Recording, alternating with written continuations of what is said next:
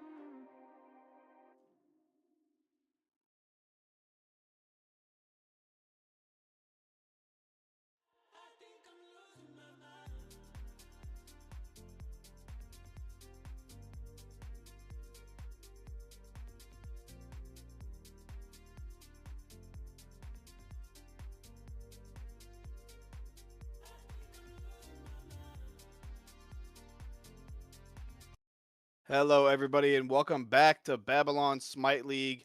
This time we have the Gilgamesh finals, though Nat 20 is still in it, this time against Far Out, and I am joined by first time caster, aka a bum, Gutta in chair 2, and Yami on the sticks. Gutta, go ahead and say hi to everyone. Hey everybody, how's everybody doing today? All Hope right. everybody's having a great day. Just a terrible opening. This is what you see with all the rookies out here. They just can't handle the spotlight. 30 viewers here. He's a little stage shy, but we'll see if we can break him in. Aladdin first band was something that you talked about off cast that we had to get away from Veroxis. Yeah, far out agreeing. Yeah, Osai and I mean, ESET following it up. if Aladdin's up, you ban it from Veroxis. It's that simple. You don't think about it, you don't question it, you just don't let him play it, or you go down 1-0. Your call. Definitely your call. No, 100% agree with you. Especially playing on that team in every set besides this one. When Veroxis gets Aladdin, I know I can be 0-10, 10-0, doesn't matter. I'm not the MVP of that set regardless, and we've probably won the game. So definitely agree that should be gone. Bologna ban as well, but I need to see a Sobek ban. I want it banned so badly, but I don't think it's going to be. I agree. We've kind of seen this far out team when they get their combination of Sobek and Unbots. In my opinion, they look spectacular. Um, but if you ban the Sobek, you leave the Ares up. So you leave both up, maybe get one. They pick Sobek, you pick Ares, something like that, maybe. I mean, we can try it, but it's like we said in the Enkidu finals, you know what I mean? With the game over getting Geb banned twice from him. The Garrett is a good support, but there's something different about Garrett on Sobek, right? We see it with other players too. Stoomps getting Yemo, Suit getting Ares or Yemo. Like, there's just certain gods that Listen even to good my supports, man, words. it's just a difference maker. Yeah, like But Gutta getting Bacchus and such. But Hunbox didn't picked here. didn't name you at all. As a matter of fact, I Unfortunate. just want to point Sorry. that out. Sorry. Humbox first overall, though, as you said, uh, really good pick. Good pick. Really good Yeah, pick, in my opinion. Aaron usually plays this in a stun bots and just gets infinite value out of his CC with the Hydra's build, obviously. My blood Stealing Tremble runs so beneath cold. the okay. waves. Okay, hold up. Sobek MO. Okay. Okay. Let So we're ramp cooking cook. here. Yeah, We're let cooking ramp here. cook. Solo This is Beck. like It's his one of my second personal favorite favorites. god. Yeah, One this of is my like personal Ramp's second favorites. favorite god in solo. He loves this pick. And then obviously Suk, not quite a Yemo No merchant, but he mercy! is doing a really good job at cosplaying as one. But Chalk Ares on the rebound though is It- also just an insane front line. See, this is where I was gonna go with the when they picked the Sobek solo, right? I'm a believer of Sobek solo. I really like it myself, Get but to when the they pick something pressure chaka! into you, like this chalk, and you don't get to clear your first 4 minutes worth of waves besides them being under your tower, it does become, you know, a little bit scary when he gets all the pressure, he's taking all the rocks. It's his lane until you get your first item, and then after that you're kind of good to go. But I want to see how they play through that. Maybe they get pressure duo. Maybe we Yeah, take, I don't know, what's the best ADC for pressure right now? Is it Rama? Is it on her? I'm I mean not Soul's still too up. We saw what X she ball. did in Enkidu. X Is X ball ball up? covered X as ball you're is up. saying Death that comes by and night. being locked in. Um, I mean, we'll have to see how this goes. I agree with you though. Let's liven Chalk, things up, especially being shall we? piloted by Maddie. Maddie is shoe in for a top 3 solo minimum this season in this Gilga He's division. not three, Very, and he's not very three. good. He's not 3. But even if This you're is hating gonna be on far out fun. in this NA versus EU matchup, you know Maddie can play solo, and you know that Chalk is a very easy god to play, and he plays it pretty well. But Baron and X Ball going inside the Nat 20 You and a shall not Jingwei, the pass! Crouton Crusader, To my one bosses, that trick, is. can't play any other Goddess. god beside it, locked in at ninth, followed by an EU Giannis. I, dude, This dual lane from far out scares me. I'm gonna be honest with yeah, you. When you pick Ares, you kind of, in my opinion, want to pick something that has a little bit of pressure, so you can kind of just dominate the lane. But into X Ball Yemo, we're just gonna be under our tower for the first 10 minutes, I think. Unfortunately, um, and so that does. that does open Gold Furies, that does open early Furious Pyros, that Fury! does open a lot of pressure on the map for the team, the Nat 20 team, in my opinion. Yeah, and what surprises me is the Pele pick. Usually Veraxis is a guy who likes the Thanas. I mean, obviously he likes Thana. He likes Aladdin. I mean, I've seen him play Pele too. Don't get me wrong, but I'm really surprised he didn't go Suki. I know it's not necessarily the greatest matchup, but Suki, one of two gods that can really just follow this Giannis through his portals. So a little surprised that he didn't do that, but I mean, it's Veraxis I on mean, Pele, man, right? Like, look at this. Look at this lineup, though. You have the Sobek, the Yemo, Baron. A lot of pressure across the map. There's so yeah, much pressure here. And last week we saw Veraxis, and his performance on Pele was insane. Like he was yeah, I 12-0, I agree. believe. Got Yep. his godlike stolen by Yep. some creature that's probably on the cast with me right now. Oh my Um, God, who would have done that? that's Terrible. insane, by the way. A terrible teammate, Terrible. but It was terrible. the That's probably why first you're not kill. playing. It was the Probably why you're first not playing. kill. That's Yeah, that's why you're brutal. not playing right now. That's brutal. That's brutal. That's You know why what? You're that's not why you're playing here right with now me. either, are you? Huh? Are you playing Yeah, right now? I got Nope. knocked out in the quarters, uninstalled the game 2 weeks Mm. ago. Crazy, crazy, crazy, crazy, crazy. And we beat that team, right? I don't know. I don't know. I But beat you week 1. true. Got me in a box here. Soloed Anyway, you. moving on, moving on, moving on, moving on, moving on. To Soloed. the important. No, nope, that's not important. Moving on. Uh, that's 20 Far Out's drafts rounding out. Officially got our 5. I think the most surprising pick for me is Baron Samdi in mid. Uh, I like Neptune playing whatever Neptune wants to play. When I go against Neptune, I hate the fact that Neptune's in the lobby. So we're gonna have to wait and see how this goes. I don't think I've ever seen him play Baron though, which is really weird to me. Um, I think Crouton's Jing Wei starts the game 0-8 or 8-0, and I'm not sure which way I'm leaning yet. Um, but we'll have to see. Is there any pick that you want to like give the extra priority for both these teams? Not one pick, but I want to look at a core 3 picks on Far Out's team, right? So we have Hunbats, Beatsburn, Chalk, Beatsburn, Ares, Beatsburn. All True. 3 of those gods, what else do they bring? Big circles, insane team fight. Then you've Agreed. got Giannis, Jingwei. Those characters don't bring that at all. So what I'm kind of curious to see is how they synergize this team comp. Because if you look at the top, it's looking like, wow, these guys just want to load up S5, run at you, all click 4, and win the team fight. And then you've got a Jingwei Giannis who are more single target, if that makes sense. So I'm Yep. kind of just curious to see how maybe we have the 3 dive in the back, and we have the Jingwei Giannis just fending for themselves, peeling out with damage. I'm not quite sure how they're going to play these team fights, to be honest. But Yeah, with that backline, Jing Wei and Giannis too, you don't really need a guy in the back to do all of that peeling. Both those picks are insanely safe, right? Especially one of those divers, so back. Jing Wei, the perfect counter matchup into that. Giannis able to go through walls. I mean, this is a pretty safe backline. But like you said, giving up that extra peel for the dive, if you're ahead, feels awesome. If you're behind though, maybe not so much. Guess we'll have to wait and see. I mean, if there's 3 gods that pair up together to get ahead, I feel like Chalk, Ares, and Humbots are top 3 in their respective roles when you try to make a top 3, right? Like there's so much team fight, the big circle.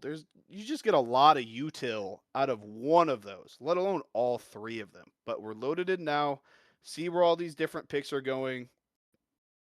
I mean, nothing surprising though. Both these teams really, you know what I mean. Everyone kind of knows what they're trying to play. We already know, what people are starting to look for. I mean, the only thing maybe surprising was Ramp Sobek, and that's just because this is his first time playing solo this season. I think the Sobek solo is, surprising if it's not Rampior. We all know Rampior No, I agree. loves the Sobek solo. Yep. So, with that being said, what I had my eye on, and I started off the season solo. Haven't played solo since week 2. Is Chalk aspect normal, or For the most part, it is, yeah. Especially if you look into building a lot of damage early on, which into a Sobek he can afford to do, right?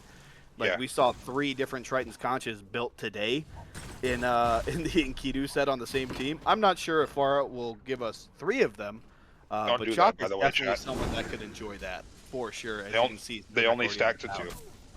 Yeah, I'll let people know. Frosty's coached that team, believe it or not. So maybe a We'll coincidence. see. That makes sense. Sorry. That's what I'm saying. Apologies. But Ares going So we early see Ares the yep, things. hitting too early, triple chain, walk under your tower. Man, If that's not just the easiest way to show someone how to play Ares, man, I don't know what is. Uh, that's the quickest YouTube short tutorial of a god I've ever seen, but it's also 100% accurate. But Pele's here early, looking at Ezeus, but not going to do anything with it, not going to contest that neutral buff, instead giving it to Humbots as he goes over to the Oris. Solo See the lane, jungler splitting the neutrals here. just like you expected, you know? It's so back under tower, biding his time. Hope that it doesn't end up roughly. But Ares and X-Ball are forward. Pele not going to punish it, however, going back to mid. I'm really interested in seeing where Veroxis tries to put this pressure. It looks like on Ezeus. Beats popped early, 2 minutes into the game. and I'll see you in 30. I'll see you in 30 seconds. Giannis. Yeah, That's what I'll that's see you supposed after to I be. do my backs. Yep. That's a rough spot to be, man. Giannis without beads into a Pele. He walks up into wave just too far away from the wall, and that burst damage is going to be insane. But Humbots is floating over on this left-hand side. No 1-5, though, so not the most insane pressure, but it's more pressure when you walk through in front of all of them. And Rogue getting taken down for first blood. Underneath the tower goes far out, but choosing to back off. First blood for absolutely nothing, going to this Ares of all picks. Maybe not the one we wanted to get ahead in duo lane. But you know, Just a we'll little see bit how it unfortunate goes. passing there. Like you see, their ward had just expired Yep. prior to that, so they don't have the information of what's coming. You know, easy gank for the Humbots when you're chained, slowed, crippled, boom. I mean, Yeah, have to see how they're going to rebound. X-Ball was smart enough to not burn the beads, though. So even going back to lane now, it's not necessarily, you know, a free kill for Ares or Jingwei if Ares happens to click 4. So he did just kind of accept his life and possibly save himself out on another death by just keeping those beads unpopped. But Aaron ready to gank again, this time into Sobek. Sobek able to dash out. No big deal. Makes it fine underneath tower. Pele does a little bit extra damage in mid, but not going to be anything. Aaron gets a kill in left, goes over to right and gets a blue buff invade. That's a pretty rough transition. thankfully, we're on the Sobek though. So when we hit 5, we click 4, and we get all of our mana back. That's true. That's a solid point. If there's there's a couple picks that don't need to worry about a mana buff invade. It's probably those two sitting in solo lane right now. But Aaron, I mean, already out to a little bit of a lead gold-wise. We see I mean, it's borderline nothing in jungle. But look at the lanes he's ganking, right? Ares top gold in the lobby right now. Chalk right behind him. And then Giannis, the one who's actually been pressured a lot in this game, in 3rd place. So a slight gold lead. Let's call it 1,1600 gold going the way of Far Out. And that's with only 1 kill and no objectives on the board. But I guess we'll see how the rest of this game goes. I mean, this early into the game, deaths don't necessarily mean anything, right? We've seen it plenty of times in ranked and other sets, stuff like that. I mean, a guy might go 0-5, and then at the 15-minute mark, he's even, just because of the nature of how this game plays out. Is there anything that you'd like to see this Nat 20 team do to maybe, you know, get their foot back onto the gas pedal a little bit? I kind of think we need to wait for Sobek to get first item.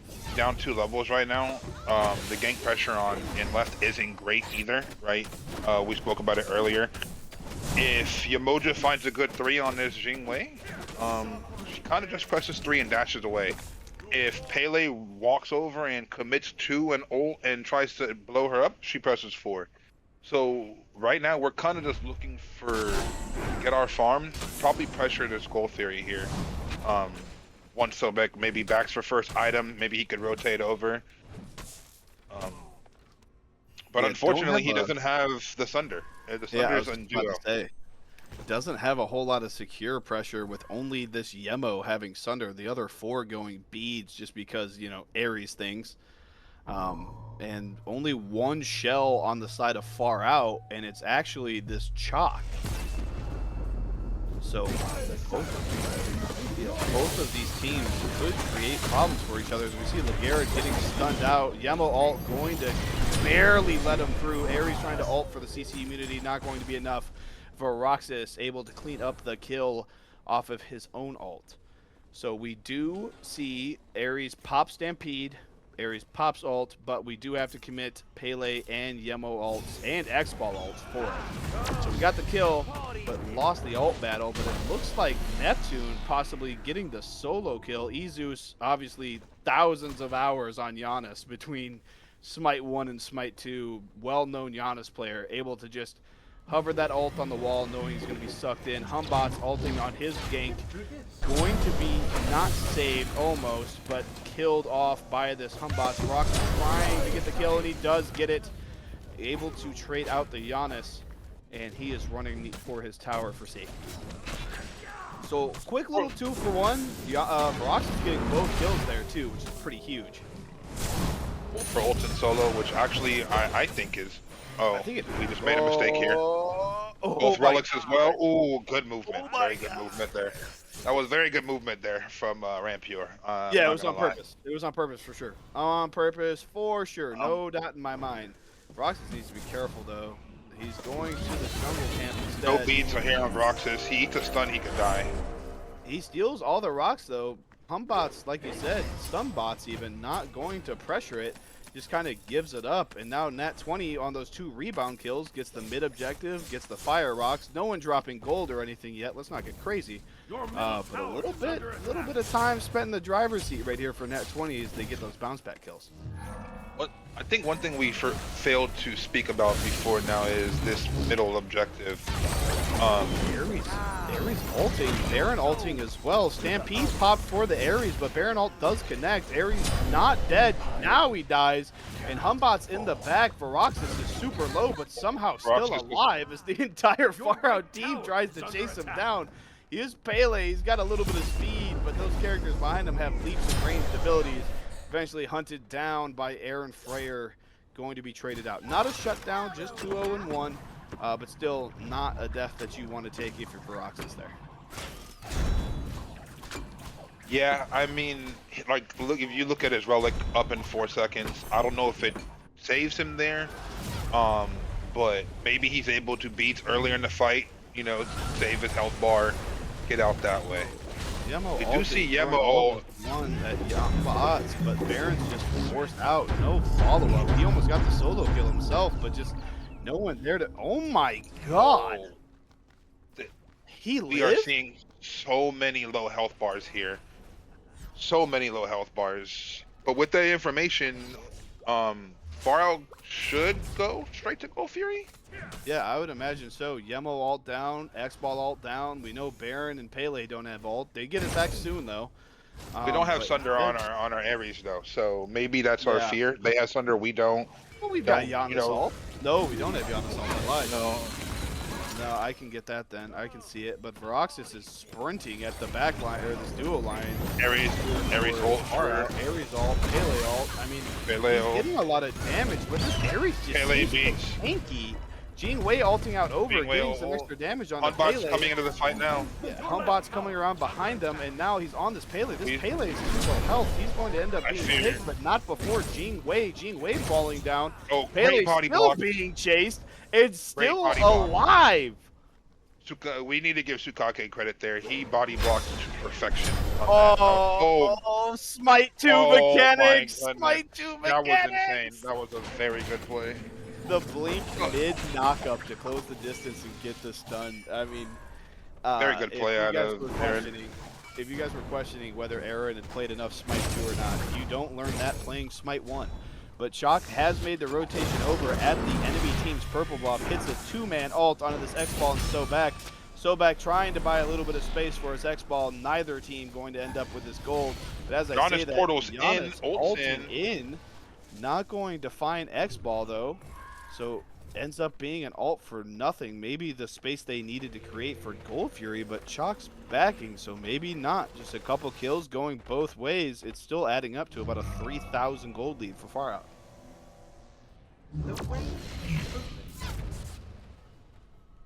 But I mean, it continues to be a bloodbath and very few kills. Build's starting to come online though. Hitting that 2-item mark for a lot of these characters makes a huge difference, right? Sobek a little behind on it, but Chalk able to have Devs and Sanguines already. Bots having Dagger of Frenzy and Hydras, and you can see the damage now on the Varoxis as both of them run at him. Rampior doing the knockback, trying to buy a little bit of space, but the bouncing monkey does connect, and he's maybe gonna live. He does live. Fear No Evil, not enough damage. Rampior tried to possibly get the execute. Unfortunate. Not able to get it though. I mean, that is the second time Varoxis has gotten out with less than like 40 health. I feel like it is actual insanity that he keeps living in these fights. I have a question. Yeah. For the ADC players around here, is this a normal ADC build I'm seeing from either of them? When did we start building Dagger of Frenzy again? And like, am I just out of the loop? I mean, we've also got it in on the Hun bots. Like, is this a new like? Look, Garrett stole it. Oh, Garrett, that's so unfortunate for them. When you pull gold in front of the entire enemy team, you have to have your secure ready. It was not. Well, I mean, well, Sukake has Sunder. It's up. No, just it was didn't not get used.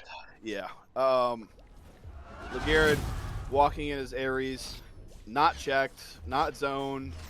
The call, I guess, is to just 50-50. And I love Sook. I mean, we've seen Sook have quite a few really good moments so far this game, even if his team is down. But one of the few things that even he admits that he struggles with is securing things with Thunder. But Giannis ult beats goes down. Aaron ult hits still. Varox is able to ult and clean it up as well. But now you can get out of there if you're this Baron. Ares ult hits absolutely nobody. But Humbot's still on the chase. Great Yemo ult. Great Yemo ult. Off, but shot on dead the Neptune. rotate. Ends up finishing it off. But now Legarrette in position to die, but no one actually committing anything to it. A Fear No Evil by Humbots. Pop E beats from Yemo. He's under tower, but he's still Humbots is between tier 1 and tier 2. I mean, it's just, it looks like there's no return damage on him, even though we're watching the abilities hit him. Rampier are able to get some neutral farm for himself, a little bit behind. But, I mean, that's your mid laner going down for it. I mean, not sure if Rampier could have saved him anyway. But, I mean, I guess we'll never know.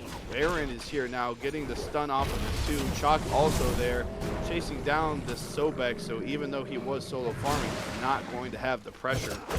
Chalk now up a full 2 levels and probably quite a bit of gold looking at this gold per minute chart. An entire 130 gold difference between them each minute. Multiply that by 14. That's plenty. But overall, a 5k gold lead for this Nat 20 side, and roughly the same in XP as Sobek walks forward again, ends up having to pop his beads, and now all 3 of those beads burners underneath his T1 tower. Sobek just wanted to walk away and give it. I'm a huge fan of Sobek solo, but I do think this and any god that can pressure him just is a terrible matchup for him. I think that's why we don't see him in solo. I think that's why, you know, he's not very valued over there. He kind of just falls really far behind and then isn't relevant until the game is over, I feel like. I do get why we're taking it away, but in that same moment, I think we just need to throw it in support and understand that, you know, maybe our support doesn't want to play this, but we ban it, we give it to them, or we don't play it in solo. There's a That's really kind of big my combat opinion. call, but does get Pele's beads out of it. Nothing else though. Just an easy little beads. The pyro is taken. and gets their tier 1 tower, but Xball in dual lane able to split push down and get a tier 1 tower of their own. But yeah, I'm with you. I think that it's worth trying because, oh my god, the snipe. He dodged it. Oh my god, but Veroxis gets picked off by Humbots on the tail end. So it ends up being a kill for Far Out either way. I mean, Veroxis is getting kills, but I mean, you also see the attention that's being shown to him in these rotation fights, right? Like, Humbots could be committing, trying to chase down Baron, who, keep in mind, is Neptune Spartan, a mid that has been performing at a minimum at a top 3 level. And I, just like you would say about LeGarrette, I'm not sure if he's 3. But he is performing at a minimum of the top 3 level, and Aaron Freyer choosing to go after the Pele Veroxis instead of trying to chase down that Baron kill, which we've seen him do a few times this game. I think we have to kill the Pele for the Hunbots. It's just, if she lives, if she gets this item online, right, she can also burst him down very fast. So when you have the advantage, I think you want to kill her and get her off the fight. Baron very stationary, so the rest of your team should be able to just kill him if you're keeping the Pele. Where do you think you're going? Yeah, and we're sitting here, and both these junglers being touted as the best ones, both of them probably getting the majority share of MVP votes as well. So far this game, we've got Aaron 5-0 on this Humbots, and Veroxis, who, like we've said, has had good moments, but numbers-wise, 3-3 on this Pele, and it's a 3-level team with Humbots as well. So it hasn't all been even so far this game. 6,500 gold lead for Far Out as we see Humbots and Ares stampede forward. Fear No Evil hits 3, and their focus is on Souk this time. Secondary stun goes in. Jesus portals in, but he gets hit by waves from Yemo, able to dash through the portal. Garrett's in a position to die, but he gets the ult off. CC Immunity Jesus dies in the back line. Like Garrett could die here. Beautiful. Jesus dies off screen. Now Rampior cutting off Matty Ho, and he's bluffed back at the point of the kill. Shock ult hits 2. Veroxis ends up going down. Jingwei AoE autos, but now she's thrown back. I lied. You cannot pluck the Jingwei and expect her to die. That was the one target that we could not do that on. So Jingwei able to actually dash away further than initially because of the way that the character works, which feels so bad as a frontliner. It feels so awful when Jingwei's played by a player who knows how to hit 3. And the downside is most of the players in Smite know how to hit 3, so it just never feels great. A little bit of trading onto this Baron from Humbots, but after that fight, is there anything that you'd like to emphasize that was, you know, super good and you want to see continued, or maybe something that you need to see changed? I need to see more group 5v5s from this Nat 20 team. That was the best they've looked all game in that fight, and they were groups. So I think if we just, you know, if the comp should sound something like, yes, we are, you know, we are 6K behind at this moment, but just farm. Get your farm. Don't overextend. We can give them 1 fire. We can give them 1 gold, right? We can do these things that we looked very good in that fight. What we can't do is walk up like this and get picked. Humbots may die here. Humbots His is blink very is down. Fear No Evil hits 3, but Giannis ult comes through. Not enough, though. Not going to reach it. Huge shutdown for this Nat 20 team, though it does go to Composure. Shock ult hits 3. Rampior and Veroxis going down to the combo, and now Ares ult hitting Souk, possibly getting another one for the Far Out team. Damage dealers just a little too far back, it seemed like, that fight. The play was there. It starts off great, but it's just too quick to disengage. But you can't blame them with a level 18 Chalk and a level 13 Ares running at you, and you're 15 and 17 respectfully. That is a brutal front line to look at and say, yeah, I can W key.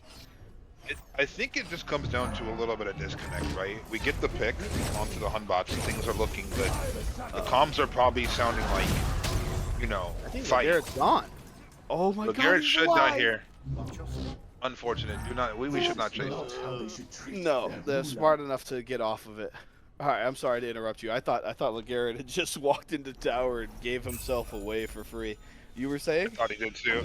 I was saying that, you know, the comms are probably like, we got the pick. That's a huge pick. Shut down, like you said. Doesn't matter who gets it. Yemo, anybody gets it. That's beautiful. He dies, right? The backliners are probably happy. Get out. You know, we've killed the problem. Solo here, I think. Never mind the damage from Sanguine in the ult. Beats being popped as well.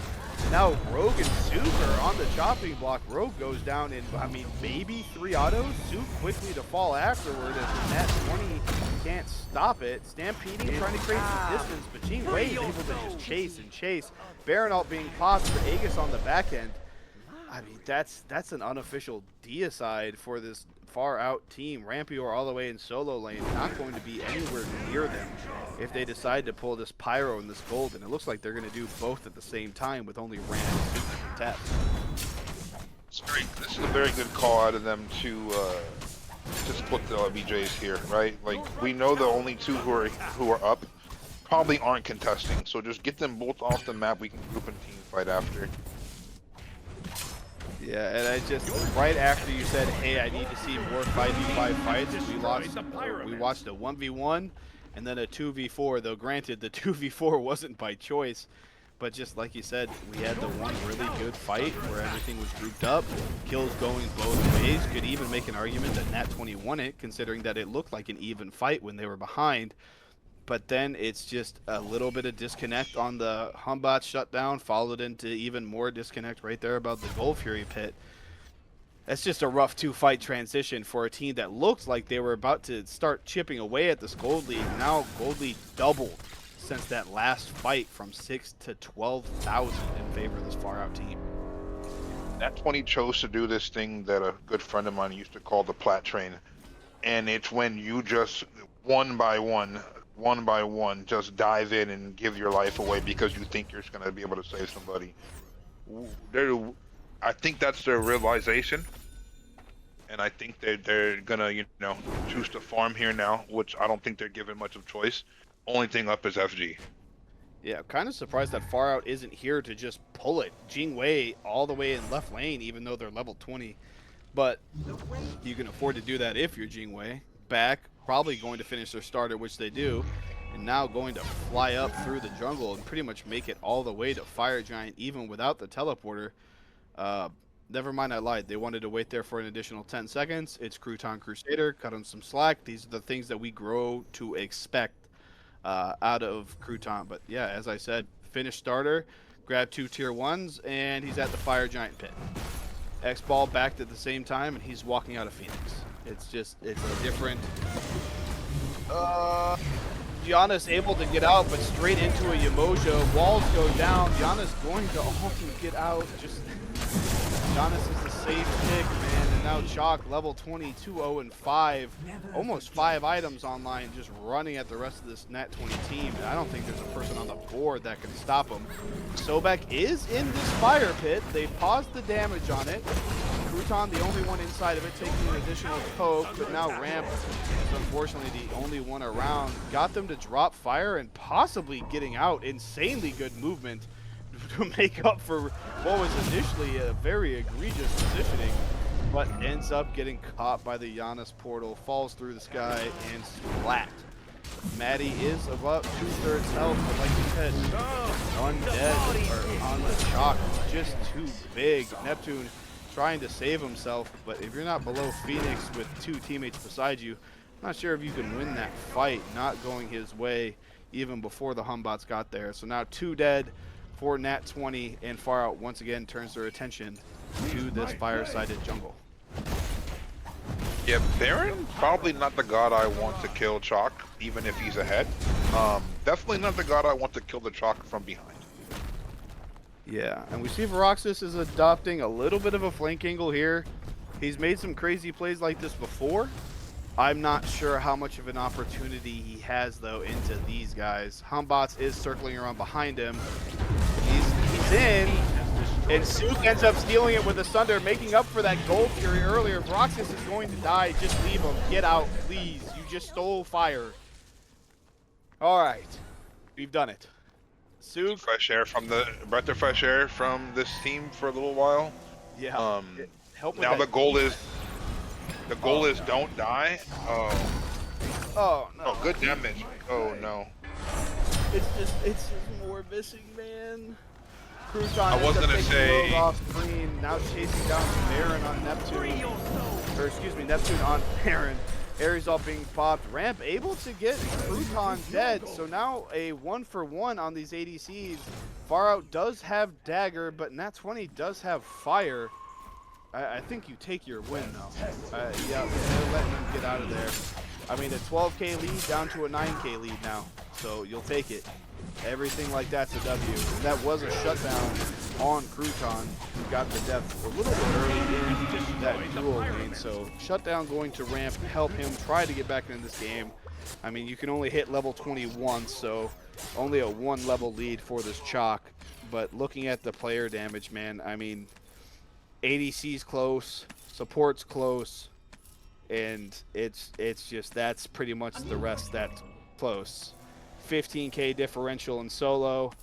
I lied. Jungle is 1,000 close. difference between jungle and mid, so it's really just numbers-wise, it's looking like solo. But I mean, it's aspect That's chalk. to be expected. It's aspect chalked against the Sobek. The Sobek was never there to be the guy who did 80,000 damage this game. He's there to be a nuisance in team fights, and unfortunately, because he fell so far behind early, he can't do that currently. If we see him get to late game, right, where he's fully built, then during these team fights, he could be a real problem.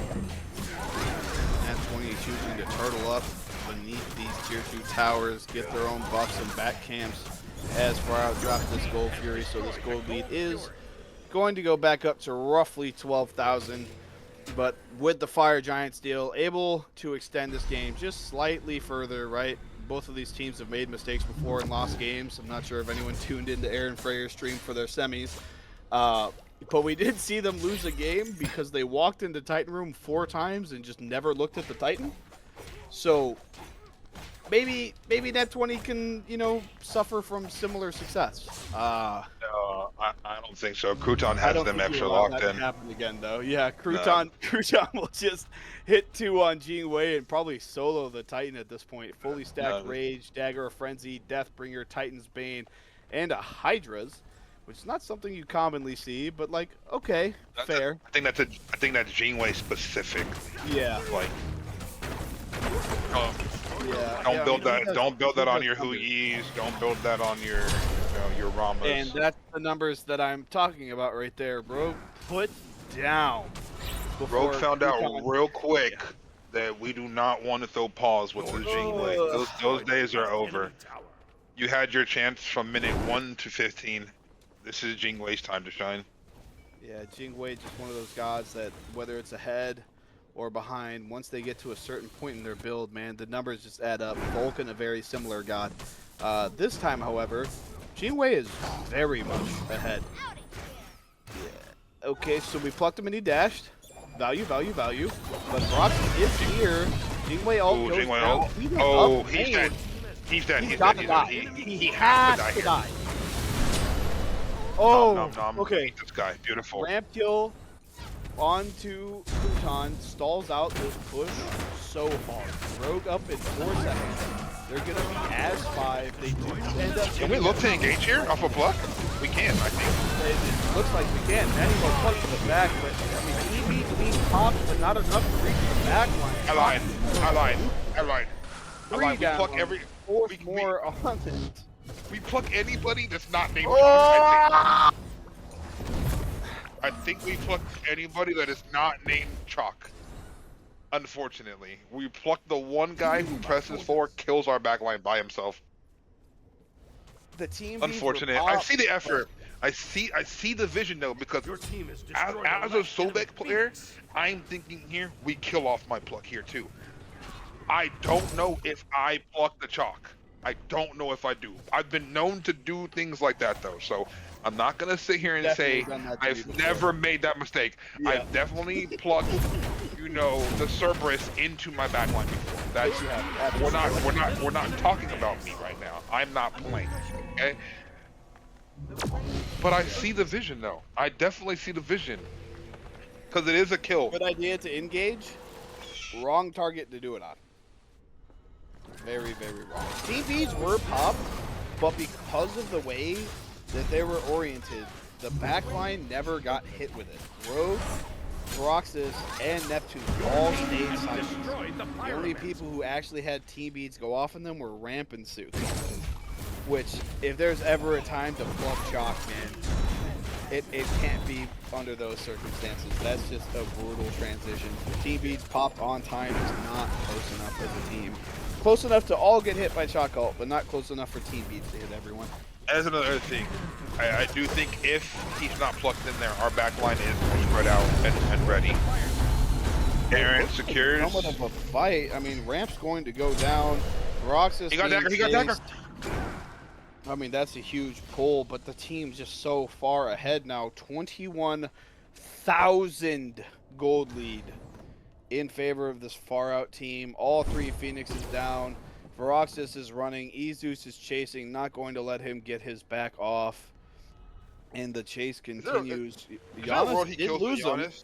Giannis lost him. There's a chance that he gets his back off, and he does. So it'll be a 4v4 in the Titan room. Fire minions coming up all three waves. 3 Phoenixes down. I mean, do they wait for Giannis here? I don't. You know. I mean, you know what's I funny? guess? If the Giannis uses one of those consumables that I'm looking at in his, item, he never loses the Pele and he stops the back permanently. Yeah, I mean, we're gonna. That's another reason why NA Smite. That's another reason why NA Smite might be a little. Umbot's ult to engage. Ares ult to follow up. Neptune goes down. Isu's getting the kill, and that's going to be it for Game one.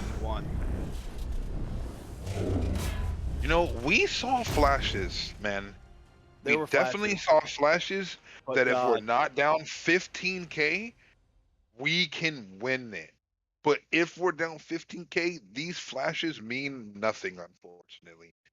They just mean a 25-minute game meant to 32 minutes, or whatever the timing was. That's all these flashes mean.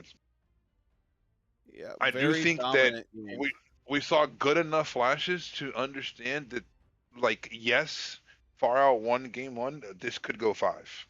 This could definitely go 5.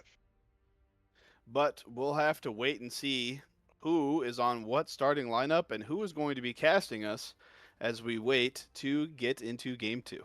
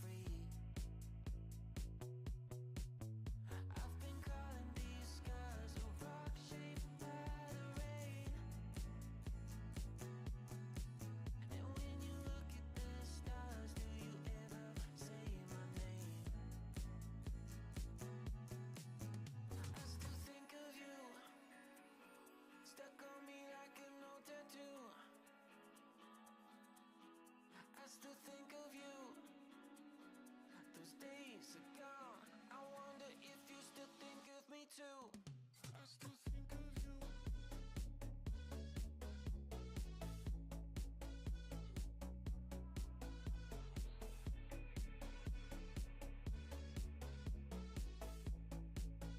I still think of you.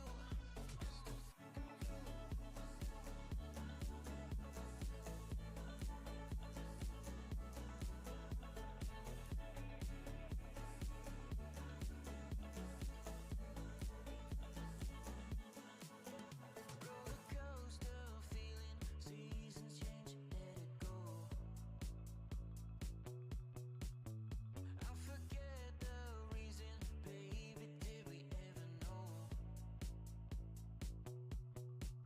I've been calling these skies a rock shaped by the rain. And when you look at the stars, do you ever say my name? I still think of you, stuck on me like an old tattoo. I still think of you, those days are gone. I wonder if you still think of me too. I still think of you.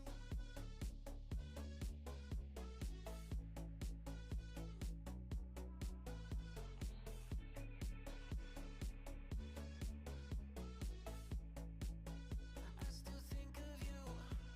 I still think of you.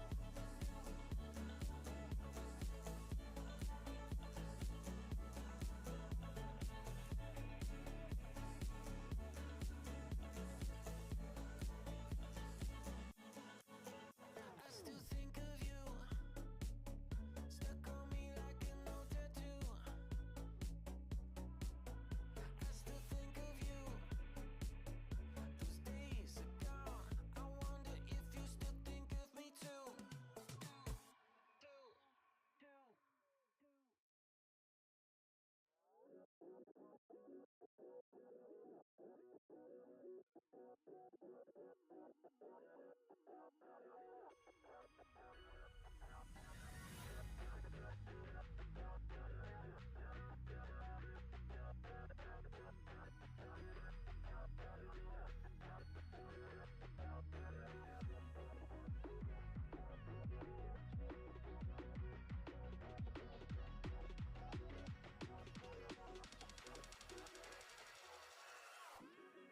Now, I want to get down to the simplest possible nitty-gritty.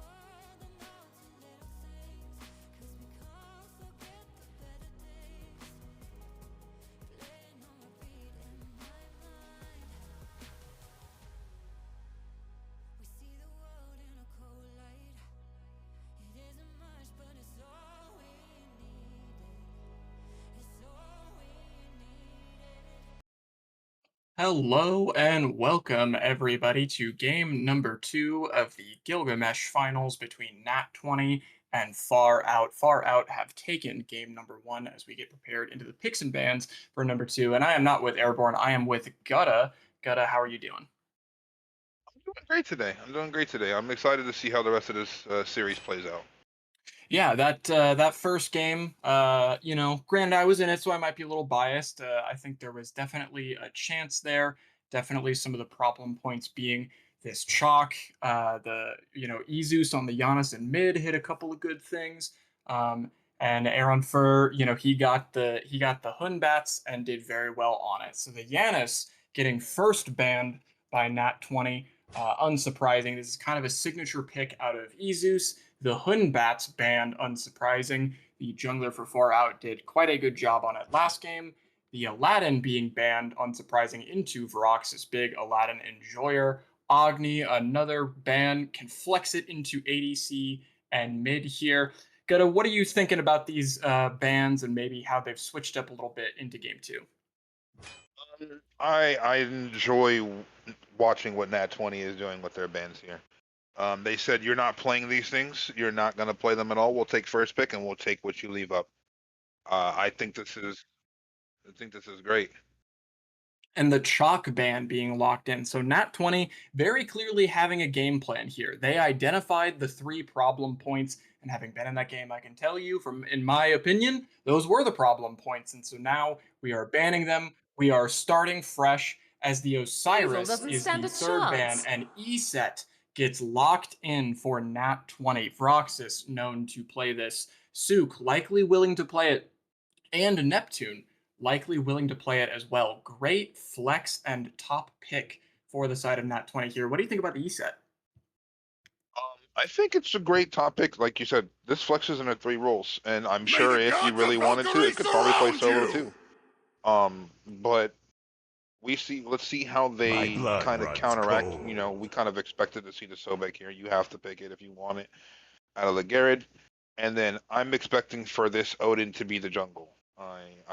Aaron Freyer gets real active on this Odin. He's building Blink, and that's a guarantee. Yep, the Odin likely going into the jungle here, potentially a bit of a solo flex, but Matty Mo seems to like his damage-based solo laners as the Bellona This gets locked is in. gonna Another be damage fun. solo laner and a Jing Wei. I do know that Ramp is playing the ADC role, so this Jing will be going to him, and likely this Bellona going the way of Airborne. There is a small potential for jungle, but I doubt it. What do you think about the top 3? What does this tell you about the Nat 20 comp? This kind of tells me that when the Bologna rotates, we're getting active, but we're also gonna wait a little bit because we have a Jing. So unless the Jing just kind of gets off to a flying start, we're waiting for her to farm up. We're getting our levels. We're gonna group and ESET With Bologna. me, you all shall That's a flourish pretty and prosper. good fight starters. My finest And creation. we see the Vulcan and Cernunnos. Vulcan, bit of an interesting pick. I've seen Izus play it a few times before, and Cernunnos, an ADC that we don't see very much of here. So it seems like Far Out's kind of got an idea with their top 4 here, right? Lock him in the Odin cage, and then drop the ults right into that Odin cage, and then you've got a Sobek in the background to clean it up. Got circles, circles, and more circles is what I'm seeing over here. And the big circles. Like there's a lot of team fight that's gonna be going on this Far Out team. Death awaits. This Vulcan is an Izu's classic. He's been playing it since Smite 1. Vulcan, Cuckoo, Giannis. That's kind of his bread and butter. Big damage or very sneaky, Giannis plays is what he enjoys. And we have the Thanatos here for Nat 20. Not quite sure what their 5th pick is, as we're seeing double Bellona on our end, so apologies about that. But this Thanatos, very much a single pick oriented character. Goes up into the air, slams him down, and we see it's changed to a Baron Samdi. Neptune playing the Baron last game, likely playing it this game, and Wukong locked in for Far Out. So now that we have the whole picture of these drafts here, Gutta, what do you think Far Out wants to continue to do going into this game two, and what do you think Nat 20 is trying to change up? So what I see from the Nat 20 side right now is I think Verox has just said, "Give me Thanatos, I'm about to out mechanic them. I'm about to go crazy," and he definitely has the potential to do it. Still just a lot of team fight, and I think what I'm seeing here is we still don't know if the E set's going mid or support because the Baron can also go support or mid. I would like to see Baron support. Um, I do think the Baron mid was very easily pickable, and with an Odin that doesn't change. Um, so let's take the E set, probably mid Baron support, and let's see how this. Let's just try not to go into minute 15 down 6-7K, because the team fighting of Nat 20 looked to be on par, if not a little bit better than Far Out. Yes, the team fight of Nat 20, pretty strong. Several of these players, right? The Neptune Veroxis combo being very strong there. But then on the other side of Far Out, right? They've kind of had a style all season in this Gilgamesh division where it's we draft some pressure early, we leverage that pressure, and then we run away with the game. They're a very sort of snowball-y team, right? And this comp seems to be something that can leverage that a little bit, right? Wukong, he loves to be able to just sustain his own health bar and drag abilities out of the backliners. CERN, pretty safe ADC with some team fight swinging. Vulcan, very hard to lock down. Odin can get himself out. Sobek can get himself out pretty easy. So it seems like both of these teams are looking to play for the sort of team fight, right? They're saying when we get into this game, we're going to play as five and we're going to be the better team on the field. So when we get in here, so we are seeing the Baron support coming out of Sook and the E set mid, fairly standard on the side of Not 20, fairly similar to what we expect a little here.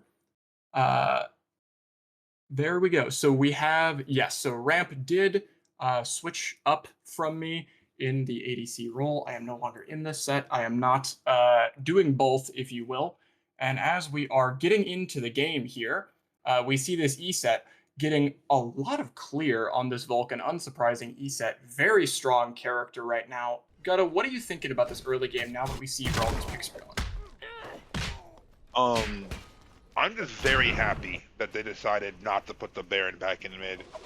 I do like what Baron can bring in mid, but I think the pressure that he can bring in support, the utility he brings in support, and he can leverage his ability to stay alive a lot more in support than in mid when we're just, we're going into just strictly damage, just trying to pump it all out, but we're dying before we can, because we're stationary in that coffin.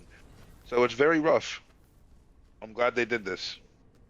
So we see a good amount of pressure coming out of mid, reverse pressure coming out of solo, and it looks like Matimo is going to get a bit of a farm advantage for it, and Duo starting to fight over this red buff here. That's going to be, pretty strong early buff, right? Jingwei would love an early red buff to help with her already stellar clear. CERN would love a red buff to help with his pretty good poke damage, and it looks like mid jungle just fighting over the neutral farm and doing their best to secure it, as it looks like this Odin maybe wants to play a bit of a contest, but Fan is ready for it, puts in a good amount of poke damage. The spear comes out, it is dodged. E-set drops some kit abilities, but it does not seem to be enough damage as the Vulcan turret gets a little bit of poke, and the Oracles will go the side of Nat 20, as Airborne is getting a bit slapped around. Maybe we'll lose his life here, and he does. That is first blood to the side of Far Out, and a second kill onto the side of Far Out. Gutta, you have played a game or two of solo in your life, we shall say, right? So what does that early kill in solo mean for these two picks? That pick means that the early pressure you normally see out of the Bologna is kind of, dead and gone. The Wukong is going to get a spike, and he's going to be able to fight into the Bologna, even more so than he already was. So this is one of those situations where Airborne's going to need to say, "Yo, Vroxis, when I hit 5, you hit 5. I'll drag his ult and we kill him so he can get the lane back. Otherwise, it's going to be kind of rough.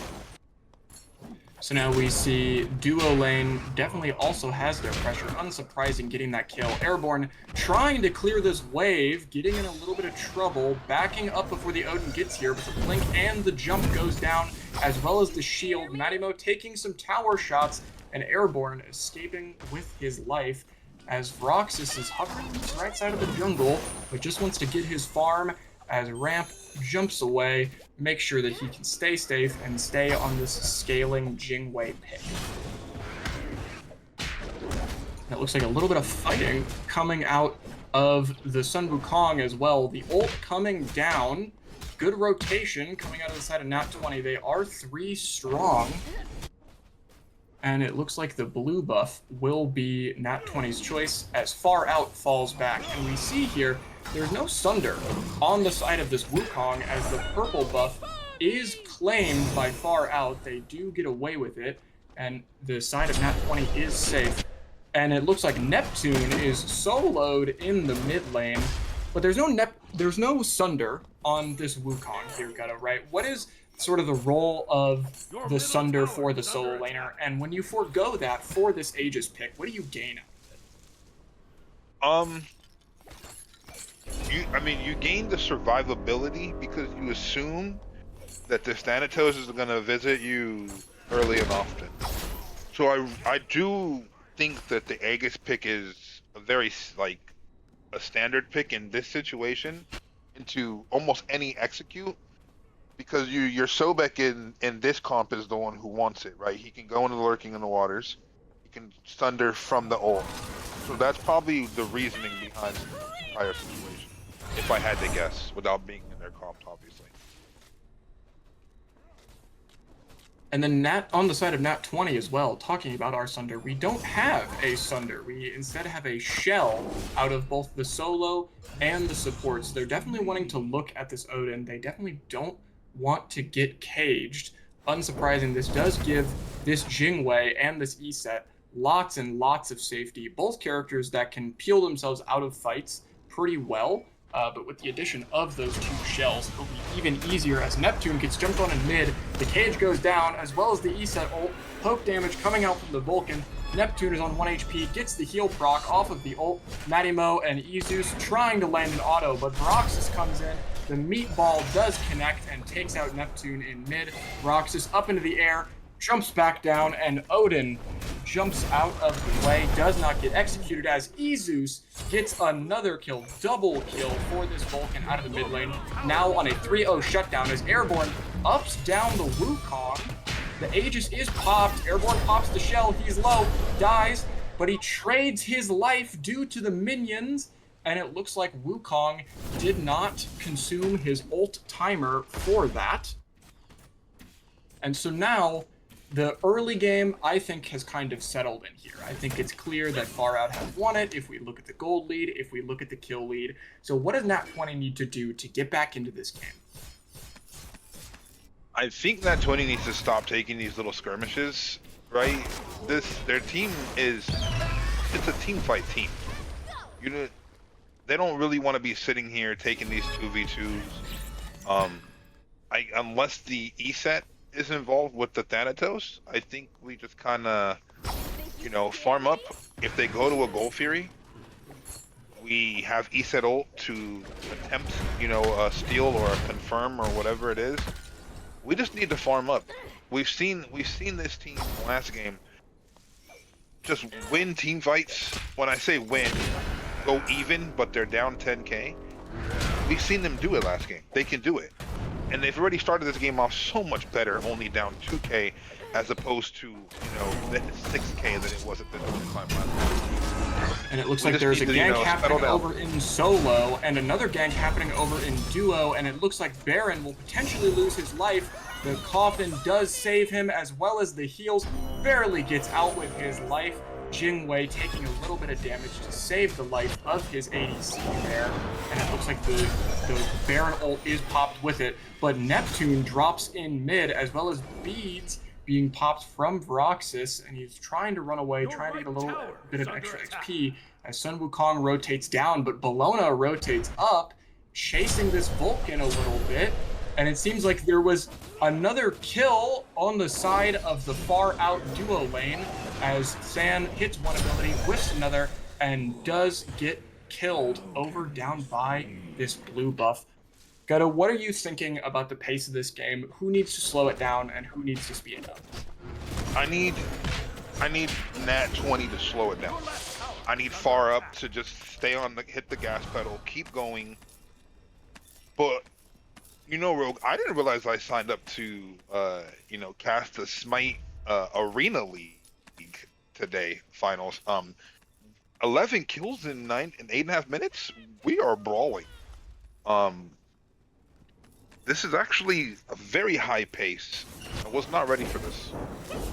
Yeah, definitely some fast-paced gameplay coming out of both of these teams here. And maybe do you think that's indicative of a little bit of the finals effect here, right? Both of these teams definitely want to win this, right? Their season, their diamonds are on it, right? Far out known as one of, if not the best team in the Gilga division. So do you think there's maybe a bit of a mental shift on any of the players here? It's funny you say that as we watch the Bologna go past my window here. Egg is down, but usually in finals games like this, it's the slower pace. It's we don't want to mess up. It's all these things. But I think it speaks to that level of confidence.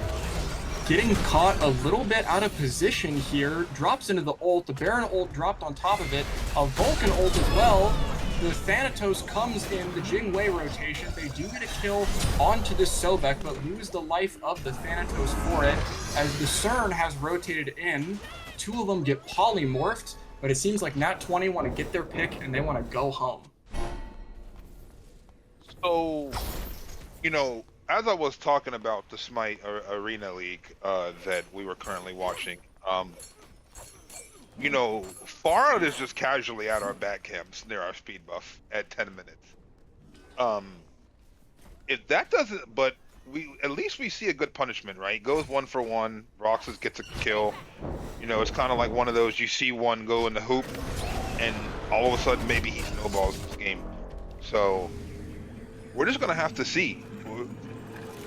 Nat 20's fighting pretty well for being down 3K, 2.5K, whatever it is at this moment. And we see a little bit of farm coming out of, honestly, both teams here. Sobek gets a pluck onto the Baron. He gets dropped right into the lap of Vulcan, who gets another kill. 5-1 on this Vulcan for Izus. He's been having a great set so far. As the Earthshaker is dropped, it does connect onto the Bologna. The ESET ult is dropped in response. Sun Wukong does get a kill on the Bologna. The ESET does get a kill onto the Sobek. And it seems like Nat 20 surging forward just a little to make Far Out respect, but then they seemingly want to back up, and Far Out realizing they've lost one of their players, they've lost their support, and now they're just going to keep farming, they're going to keep staying ahead, still around a 3k gold lead or so coming out of the side of Far Out, significantly more kills, but no gold Furies, and Pyromancer seemingly going to be on respawn soon, as Ramp is taking the 1v1 over in this duo lane. The Aegis is popped, the ult is popped, some of the autos do connect, the Cerninos is low, the Ring Gust doesn't connect, but it seems like the Thanatos will clean it up for him. A nice little double kill, or nice little 2v1 for the side of Nat 20, and Sun Wukong does rotate in. Gold Fury is up as the Sobek is being looked at. Pluck is down, Tiger form in, it's going for Fan. The Baron trying to peel out. Unfortunately, the Sobek ult does immune it, as it looks like this Jingwei is playing with some confidence. Doesn't have the ult, has to dash out. Wukong is in the air. This can be a little sketchy for the side of Nat 20 here, as the Fan gets a little bit of poke damage. Meanwhile, in mid lane, it seems like Vulcan is continuing his regular scheduled programming of a ton of pressure. I'm 5-1. Meanwhile, the Bologna is taking a tier 1 tower over in this right lane, and it will fall. It seems like Nat 20 starting to try to close this gold gap a little bit. Going into this mid game, Gutta, who do you want to keep your eye on? Going into this mid game, I want to keep an eye on this Jingwei, right? She's getting the items online. She has the rage now, no stacks, obviously. The Dagger of Frenzy, 2 items. She gets the Deathbringer online, and now we're really cooking. But also, I want to look at builds for a second. The Wukong build. I believe that's Runeforged hammer first. That is Runeforged, yes. I have not seen that item been built once. So if anybody can fill me in on some lore as to why it might be being built. Also, we didn't speak about this, but the Baron didn't go beast. So in theory, this Baron is just lunch meat. And it seems like on him. the ADC and the jungle of Far Out are going to be lunch meat. While we were talking, it seems like Airborne had a great rotation over to this tier 1, forced the relic out of the CERN as he threw the ult, and Nat 20 grouping up, getting some kills, and pulling a Gold Fury as Vulcan seemingly is aware, is trying to maybe look for the snipe as Than is going Forge Master hunting, and he does find him in the bush, misses the sight, hits the silence, but the zoning is going to be good enough as Nat 20 secure the first Gold Fury. He does his job. He walks back up. This guy should have died. And he does die, but he does loot. He does kill the Than for it. Sun Wukong jumping into the air. This Baron is quite low, and it looks like Sun Wukong wants to get that kill as this Sobek is chasing, and he does manage to secure that kill just with the tippy tip of that execute. And it seems like the Bologna is thrown back into Far Out, but there's not damage to secure it, as Jingwei is dove on just a little bit, gets her stealth out, stays safe, and now taking a look at this map state here. Got a Far Out, clearly taking away this early game, clearly doing better, and they still do have a little bit of a gold lead, but the gold lead is now shrunk. It's around just about 1,000, right? What does Nat 20 need to do to kind of keep them going on this good pace to get back into this game? I think we need to keep going and killing the Cernanos. I think the Cernanos has shown a tendency to be a little bit over aggressive. You know, the tier 1 tower is down now. He's going to walk a little further forward. He should be free kills for the Thanatos, who, you know, since he got his first kill, was 1 and 3, you know, now 3 and 4. Getting on a little bit of a roll, you know, a little bit of a spree. And it could be a scary sight when Thanatos, you know, starts to snowball, per se. So, he's still down. He's still down a little bit, but he's getting to the point in the game where he presses forward, lands on one of these squishies with no relic, and that guy doesn't get to play the game. And it seems like the Earthshaker is dropped for this E-set, does Aegis it to get herself out, but this Baron getting body blocked, getting bounced by the meatball. The silence does connect to slow down the Odin a little bit, but the cage is dropped, the shell dropped just as quick in response.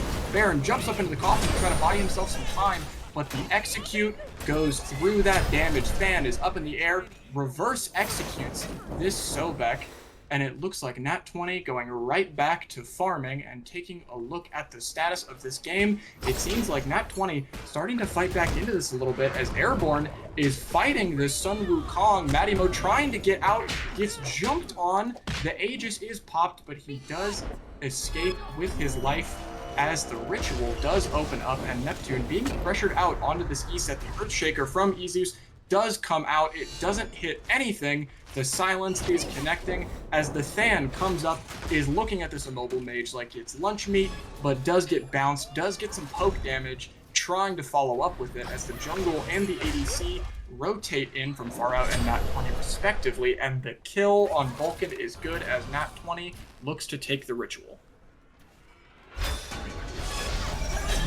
Yeah, that was a bit of a, I don't even know how to explain that. It was just running around in circles. It is, as a jungler, Vulcan is probably the mage I hate diving the most. Him and maybe Merlin, because Merlin just drops 4 abilities at his feet and kills you. You know, Vulcan knocks you up and gets the movement speed. It's a rough day trying to kill those characters. And it looks like Far Out trying to surge forward to take this tier 1. They do claim it, as well as getting a nice pluck and a stun onto Baron. Great CC chaining out of the side of Far Out as now this Than is potentially a little out of position in the mid lane, is forced to ult up into the air, about half health, having to give the ritual, but he takes the ADC in exchange for it, as Airborne may be a little deep, forced to ult as 2 go over the wall with him. Stun lands onto the Sun Wukong. However, Airborne is just too low of HP on this Bellona, as ESET is forced to back up. And while Nat20 clearly have some fight into him, it seems like what we're seeing in this game is Nat20 take a good fight or a good counter engage, and then Far Out end up winning the fights. So how are they winning these fights? Because it starts to look good for Nat20, and then around the mid to late point, it starts to fall off. I think it's more so one of these things, right, where Far Out makes Nat20 use way more resources than they have to use themselves. Therefore, they just have infinite resources, and Neptune gets thrown around like a ragdoll under his tier 2 tower at 18 minutes. Not tier 1, ladies and gentlemen in the Twitch chat, if you were wondering. No, that was his tier 2 tower that he just got dove under. If that's me, I'm pinging my team, screaming help. Because what is a brother supposed to do at this point? And it seems like Far Out are taking advantage of that, grabbing themselves a Pyromancer. Still only about a 1k gold lead, 2 Gold Furies for the side of Nat20, but 7 more kills on the side of Far Out. I think this is really telling us that Far Out, when it comes to fights and when it comes to them fighting either individually or together, are extremely coordinated. And it seems like Nat20's counter response to that is very solid, but like you said, just having to use a lot to deal with it. So you have to wonder if maybe they're just saying, hey guys, let's slow it down, let's scale to late game, or maybe they're saying, no, let's keep getting these picks. Eventually they're going to try to fall off. Eventually we have these 2 shells, but it seems like Legarrette and Izus are looking for a sneaky pick, and they do find it, hitting the Baron with everything, and he does go down. They do use the Sobek ult for it. The ADC traded in response from the side of Nat20, but this Odin goes in deep, goes in with the Circes even, locks the Than into the cave, pops the Pendulum for a little bit more cooldown as he gets tossed into the air, and Vulcan will not secure the kill, but certainly do the damage that was needed for Odin to clean it up himself. And Nat20 seemingly just getting caught out a little bit. This is one of those matchups as support where I'm telling my team, yo, I'm going team beats first. And they say, oh, but you don't need to do it. And I'm telling them, no, you don't understand. I am building team beats first, or I'm building my own beats. This is not up for discussion. I am going to die off cooldown. And I wonder if this is just a little bit of lack of matchup knowledge, or if it was just like sacrifice from the support, right? Like, okay, if they kill me, it's fine, but I'm still just gonna get a shell and try to save my teammates.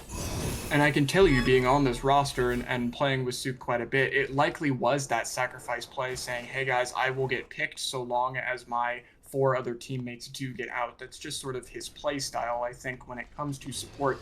As Airborne maybe looking to get a bit of a sneaky rotation, as Odin engages here, the Vulcan ult is dropped. Airborne is behind, doing a little bit of damage. He's fighting the 2v1, and it looks like this Jinwei is ulting out to stay safe. The Wukong does get silenced out. Baron does pick up a kill, and Nat20, seemingly off the backs of 1 pick and staying safe, are now surging forward. 3 kills in their pocket.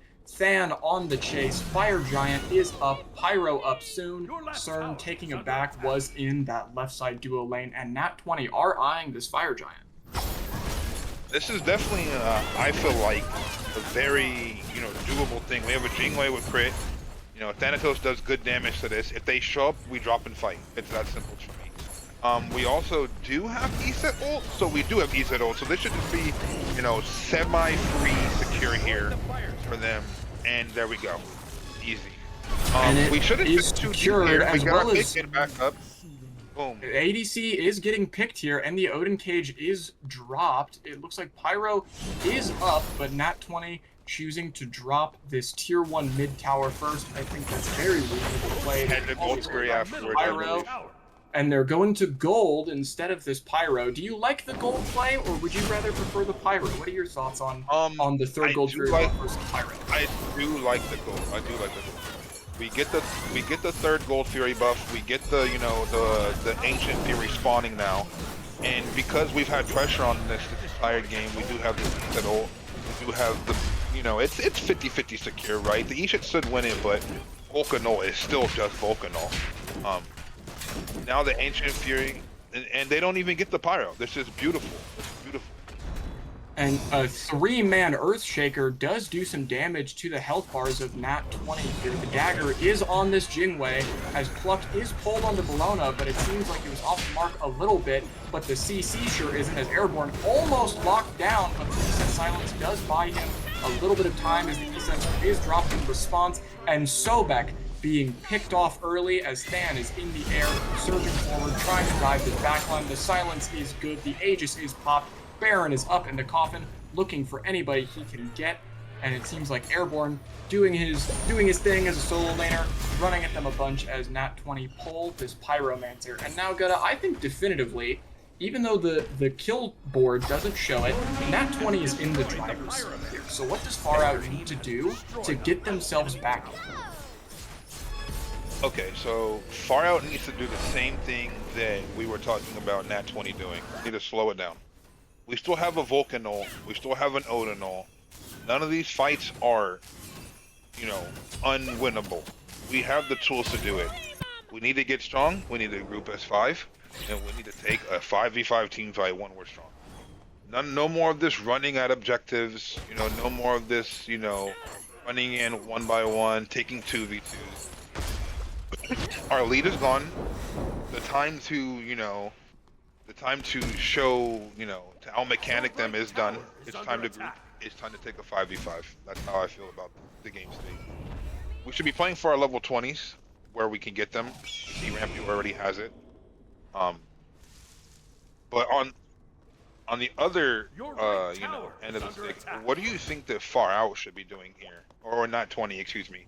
How do you feel like they should do with their lead? Nat 20, I think they're doing, kind of exactly what they should be right now. They still have this Fire Giant for around another minute or so, and this ritual is up in middle in less than that time, right? They're saying to Far Out, we're going to take this.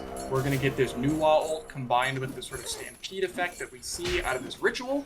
And if you guys try to fight us, we're happy to take that fight. We have Fire Giant, we have all of our abilities, and it looks like they do want to take it. Odin dropping the cage, Vulcan dropping the ult, the Relic forced out of the E-set, and it looks like Vulcan is blown up instantly by this Thanatos pick, as well as the Sobek being split off from the rest of his team, and it looks like Nat 20 now surging forward, getting a kill, almost wiping the side of Far Out here as this Jingwei dives in. They take another kill and take a tier 2 tower, and I think we just saw Far Out get a little too excited. I genuinely think that they ran at the ritual and they lost the game right here. I do believe it is game. They're gonna end the game here. Our E-set ult is up. This is unlosable. We walk in. They dropped it a little bit too early for my liking, but it's unlosable. They win. Odin is taunting. He understands. Yeah, even the Odin understands. Yep, This is GG. that is game. There we go. So Nat 20 tying this setup 1-1. Okay, that's one of those things. I just said I would like to see them farm. I would like to see them take it slow. They say, yo, Gutta, there's a reason I'm in finals and you're casting, big dog. We're about to go in. And they got sunned. Unfortunate. But it's 1-1, and we're going to a game 3. And it seems like Nat 20's adjustments did hold true, but can Far Out claim their lead? We will find out in game number 3. We'll be back in just a second. Stay with us.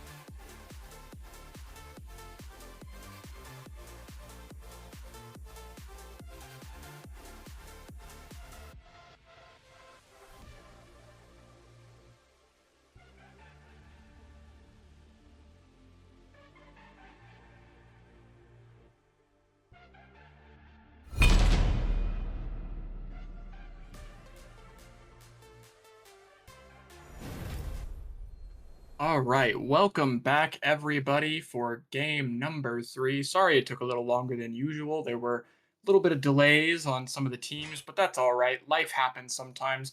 We're in for some solid Smite game, I think. That was definitely a nail biter. Far Out being in control for most of the top of that game. Nat 20 taking it for the win in the late game. As we see the bans being dropped here, Bologna and Aladdin on the side of Far Out, and Eset Hunbats on the side of Nat 20. What do you think about those bans? These look like for the series fairly standard. I'm interested to see these third bans for both teams. Do they ban the Thanatos on Far Out? Do they ban the Sobek on Nat 20? What is, what is the prios that they've decided after, win one, lose one, what has to go and what can we play through? So the Agni's gone. They say we can deal with Thana. Let's see what Nat 20 doesn't want to deal with. And Osiris banned for the side of Nat 20. Bit of an interesting one. Osiris is quite a strong pick, but also somewhat unsurprising. If you're banning out the E set already, and Bologna's gone, and Aladdin's gone, and Agni's gone, right? Osiris kind of the next up for that list. So definitely showing that Nat 20 kind of wants to play a similar style, I think, Get than to the Chaka! from their game 2, as Chalk gets locked in for Far Out. Unsurprising, Matty Mo did great on it game number 1. He had a pretty good Wukong game, but seemed like it was just a little tougher to play late game. So unsurprising, he's going back to an all reliable. What do you want to see out of Nat 20 coming into this top pick Chalk that definitely gave them some trouble in game number 1? I don't know what I want them to pick. I just know I don't want them to get baited into a Sobek pick. This is gonna be We fun. showed that we could play through it. Give them the Sobek, in my opinion. And yeah, let's take 2 strong carries for ourselves. Merlin Jing says, "Yo, bro, we'll see you at 20 minutes." Like, and everything up until then doesn't really matter because we're about to one shot your front line at this point in time. So I kind of like the response here.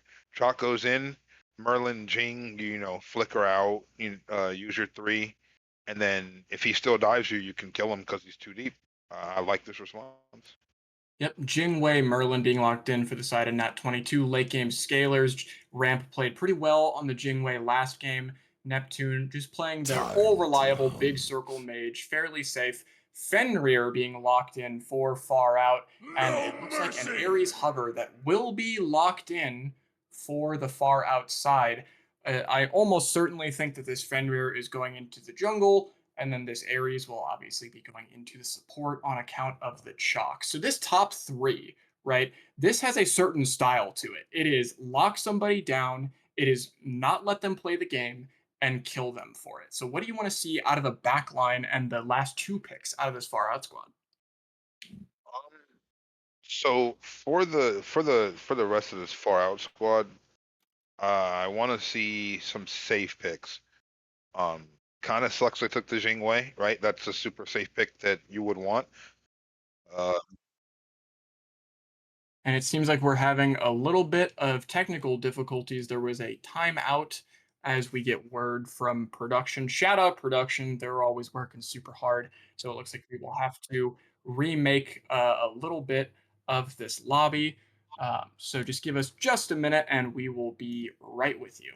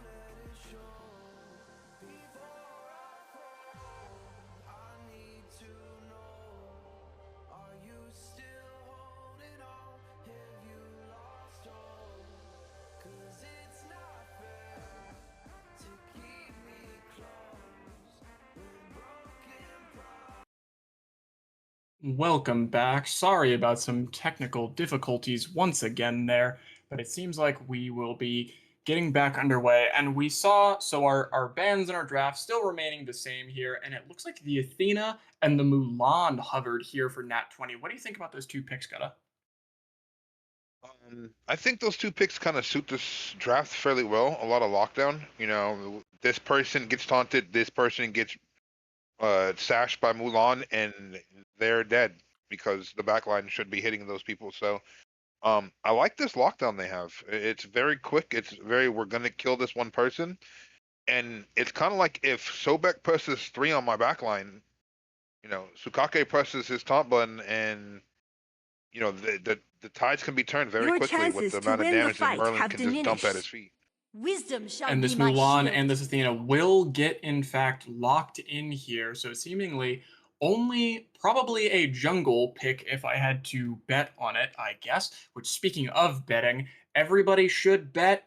Yami did command it. Yami I'm has a been doing great on production. monster! So if you don't do it for your channel points, do it for Yami, as Scylla is locked in on the side of Far Out. All right, Gutta. Is Scylla support or is Let it the mid? hunt begin.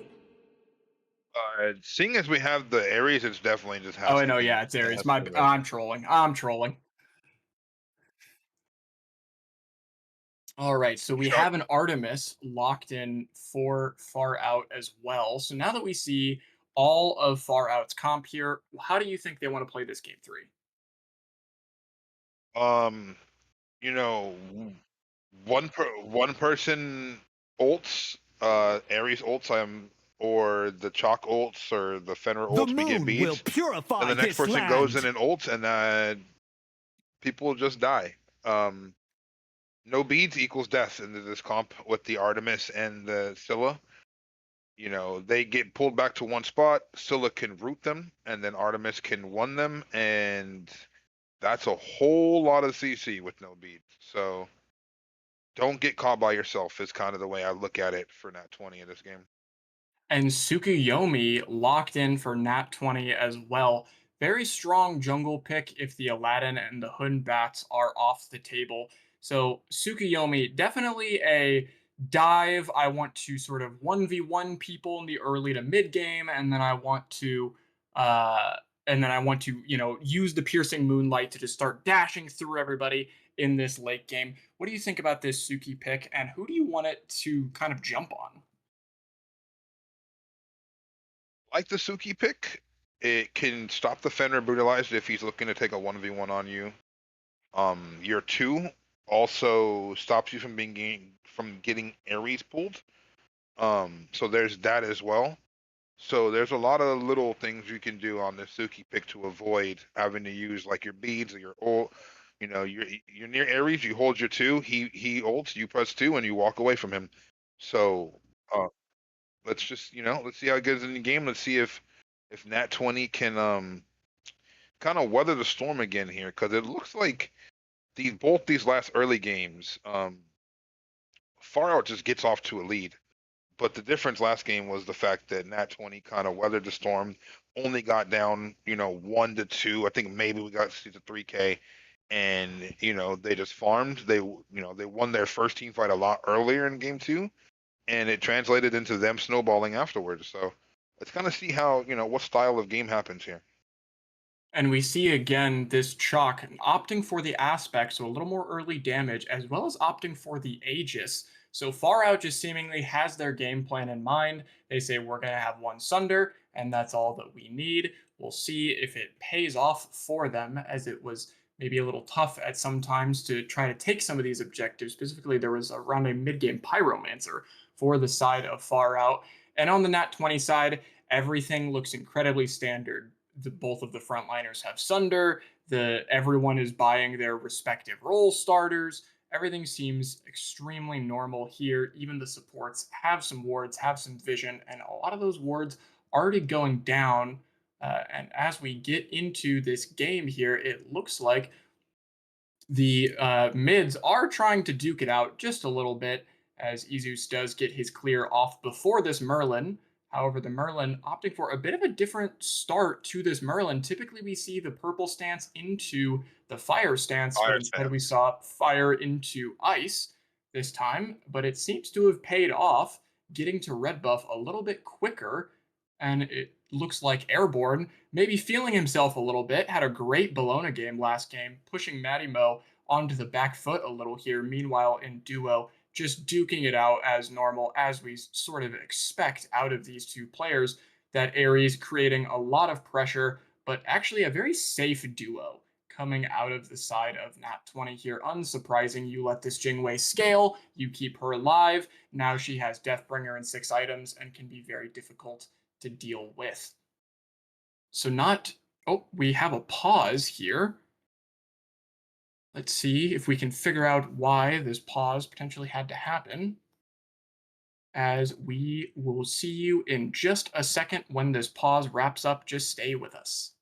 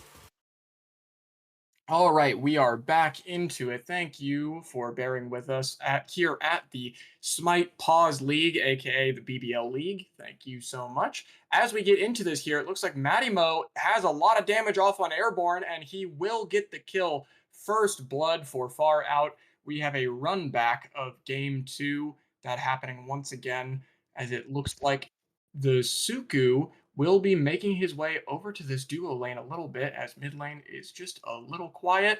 And it looks like Nat 20 does secure this red buff, the double taunt, lots of damage going in onto this Ares, and he does die for it. This Art is now caught out trying to trade this Athena for her life. Beads is popped out of the Jing Wei, and the duo lane of Far Out does die. The counter gank from the Fenrir, the tower, the Aegis is popped. Now, Aaron Fur is caught out a little bit in the 2v1 against 2 members of Nat 20, trying to take away a little bit of farm, as Nat 20 will try to take away his life. He does jump out, but now he is deep on Nat 20's end of the jungle, and he is almost certainly going to die here. It's just a game of who gets the kill. However, Aaron Fur is a bit of a running man, and Varaxis does shut that down, puts him into the dirt. Nat 20 off to a very strong start after losing a quick first blood in this game number 3. How are you feeling about the early game of Nat 20 here, Gutta? I mean, if I'm airborne and me getting solo leads to my team getting 3 kills, you could solo me again, bro. I think one of those factors is he was probably feeling down over there, gets soloed. He looks up his dual lane and is now just hitting the gritty. Like he's doing good. So I do think now what we need to do is we need to come back to dual lane. The Suki needs to hit 5. He needs to be, on the next neutral, and he needs to or he can go, solo and kill this guy. But he And needs this to take this Mulan, pressure that he got, and he's a better man than me. I'm ulting there. Mulan got a nice little pluck onto the Fenrir. Suki was ready with the counter gank. However, the leap out of Fenrir, very patient, very well timed, gets himself out, keeps himself safe, as Nat 20 have a small gold lead. Not really anything to write home about yet, but definitely in a better position compared to game number 2, as it looks like into this mid lane. So we have two very late game focused mages, as there's a bit of a fight breaking out into the duo lane. Artemis gets caught by a trap. Lots of great body blocks coming out of Legarid here, and it looks like the ult will be popped. The Jingwei ult will be popped in response. The Athena will go down regardless, but the Art ult is used as a secure here. But as I was saying, Gutta, we have two sort of scaling mid laners here, right? How do you feel about this mid lane matchup, and who's really going to be the big playmaker once these two hit their 6 item? I think they both have playmaking abilities in their own rights. Scylla's the, I sickemed you and you're dead because I hit them. I'm a monster. And Merlin is the, yeah, I have 17 abilities. Good luck, buddy. Type of mage. So it kind of just depends on who can, you know, on who can peel a little bit better. And right now, it kind of seems like for the first time this series, Nat 20 is getting off to a little bit of a lead, which is kind of scary. Like, Yeah. Veroxis from ahead, you don't get to breathe. He's going to be on your camps. He's going to be on your ADC's camps. He's going to take your ADC's life off cooldown. And it's going to be very oppressive very quickly. It's 5 minutes and he's already wandering through the enemy jungle looking for something. So it can get real scary real quick with this. Yeah, Nat 20 really seeming to find their stride. And I really think the key to this is in their draft, as it looks like this Suki potentially getting caught out. Defender of Olympus dropped in return, but the Chalk ult hits 2 instead of 1, punishing that global ultimate as Aaron Fur looks at Veroxis like he's a meal and will go for it. But Airborne dropping Matimo, defending the life of his support, and Airborne drops in return, as well as Veroxis dying. However, Neptune is looking to poke out Izus, looking to use those 17 abilities. I'm a Monster popped for the movement speed and the CC immunity. Izus does get himself out, and Aaron Fur is looking for a little more. Looks like a little Funny bit of enough, damage caught onto him too. Almost gets him, but the flicker is good. Merlin is still one of the safest gods into Fenrir because for some reason, the way the game is coded, Fenrir 3 does not follow Merlin dash. It'll follow everything else, but it will not follow that dash. So Merlin kind of has like a get out of jail free card with the Fenrir, as long as you don't dash before he brutalizes, in my opinion.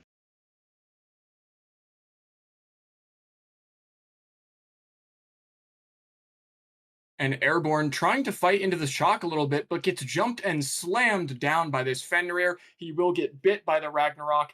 Clean gank out of the side of Far Out, and Nat 20 looking to take Ares in exchange for it, and the Ice Storm will do it. It will drop this Ares, and it seems like Nat 20 definitely have found their stride, but don't count Far Out yet. They're still fighting back very well. They're still finding little picks, little moments, right? What does Far Out maybe have to do to try to keep themselves, in the driver's seat here in this fairly back and forth game, maybe slightly favoring Nat 20?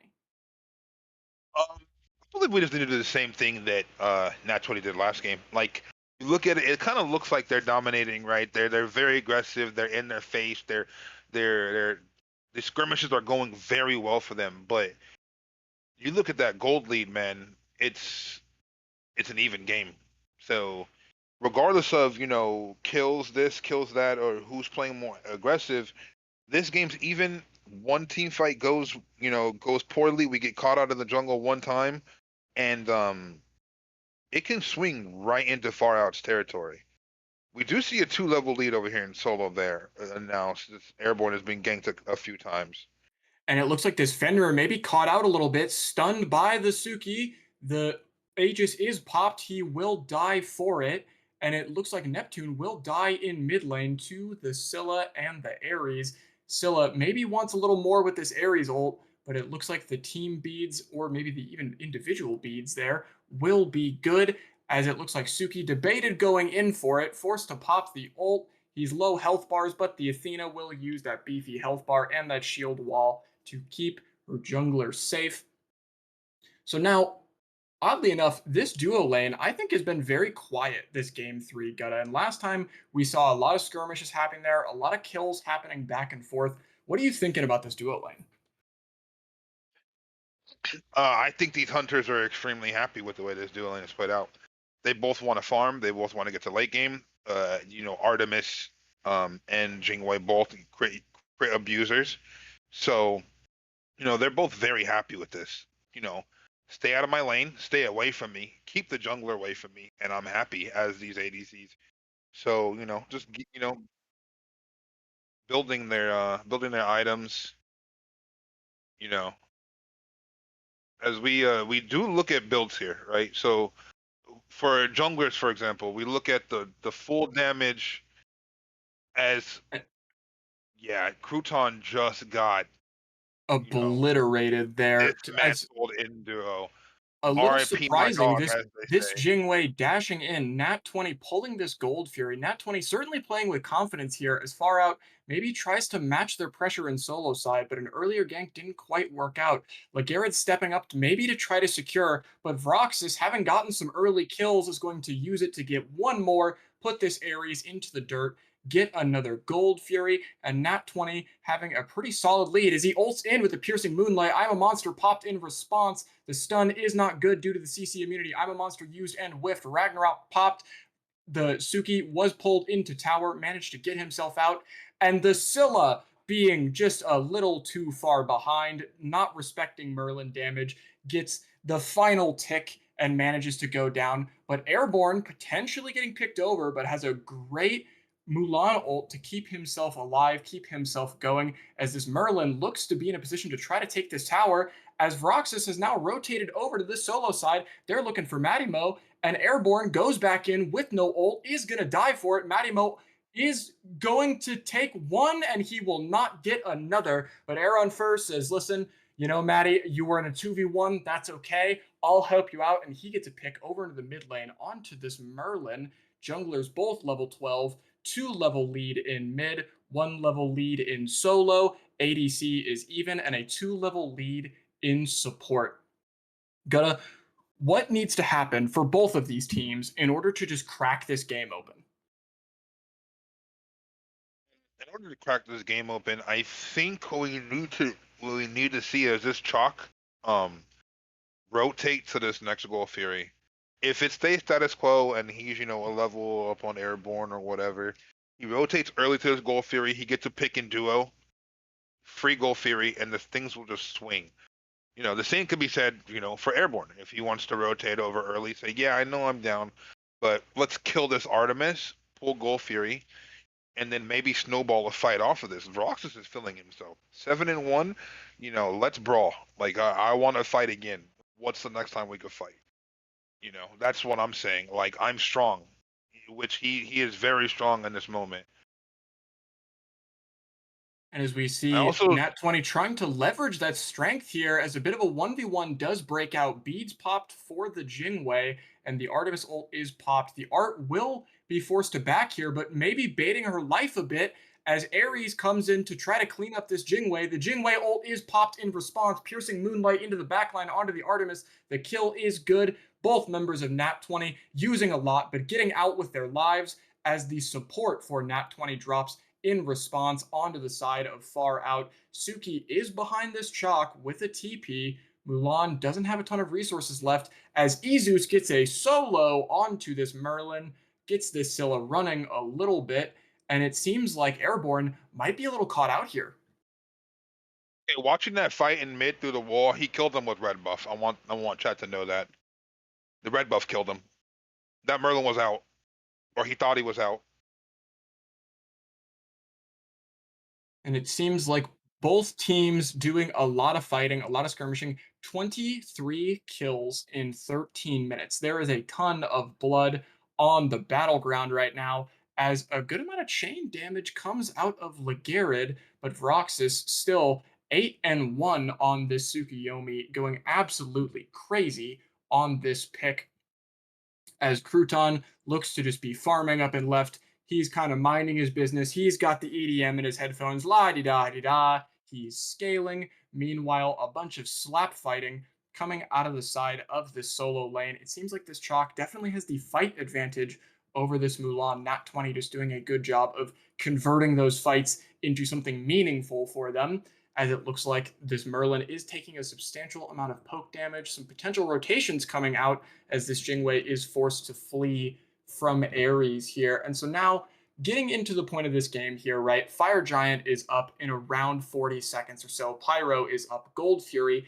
is up again. There's lots of wards happening onto the left side of this map. Maybe what needs to happen to pull this Gold Fury is the I'm a Monster is popped, and it's not good. The taunt is used a little prematurely, but the Scylla Beads is popped a little early in response, and the Suki cleans up the kill. We have Gold and Pyro up for the side of Nat 20. Looks like they debated where they wanted to go with it, decided to do nothing, and then the Ragnarok gets used out of Aaron Fur a little bit early. The Beads is popped. He's taunted. There's two members of Nat 20's backline waiting for this Fenrir, and they drop the dog. Now, Gold Fury looked at on the side of Far Out as Jingwei is looking to contest it. It's getting low. Sunder is popped. Far Out does secure it, but Nat 20 getting a bunch of kills in response, nearly going to get the deicide here as the Chalk ult does go big. The taunt does land, and it looks like Nat 20 will lose their mid laner for 4 members of Far Out as we go into nighttime.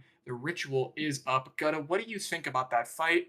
And what do you think, whoever you think is behind or losing, what do they need to do to get back in? Unfortunately, the advice I have isn't fixable.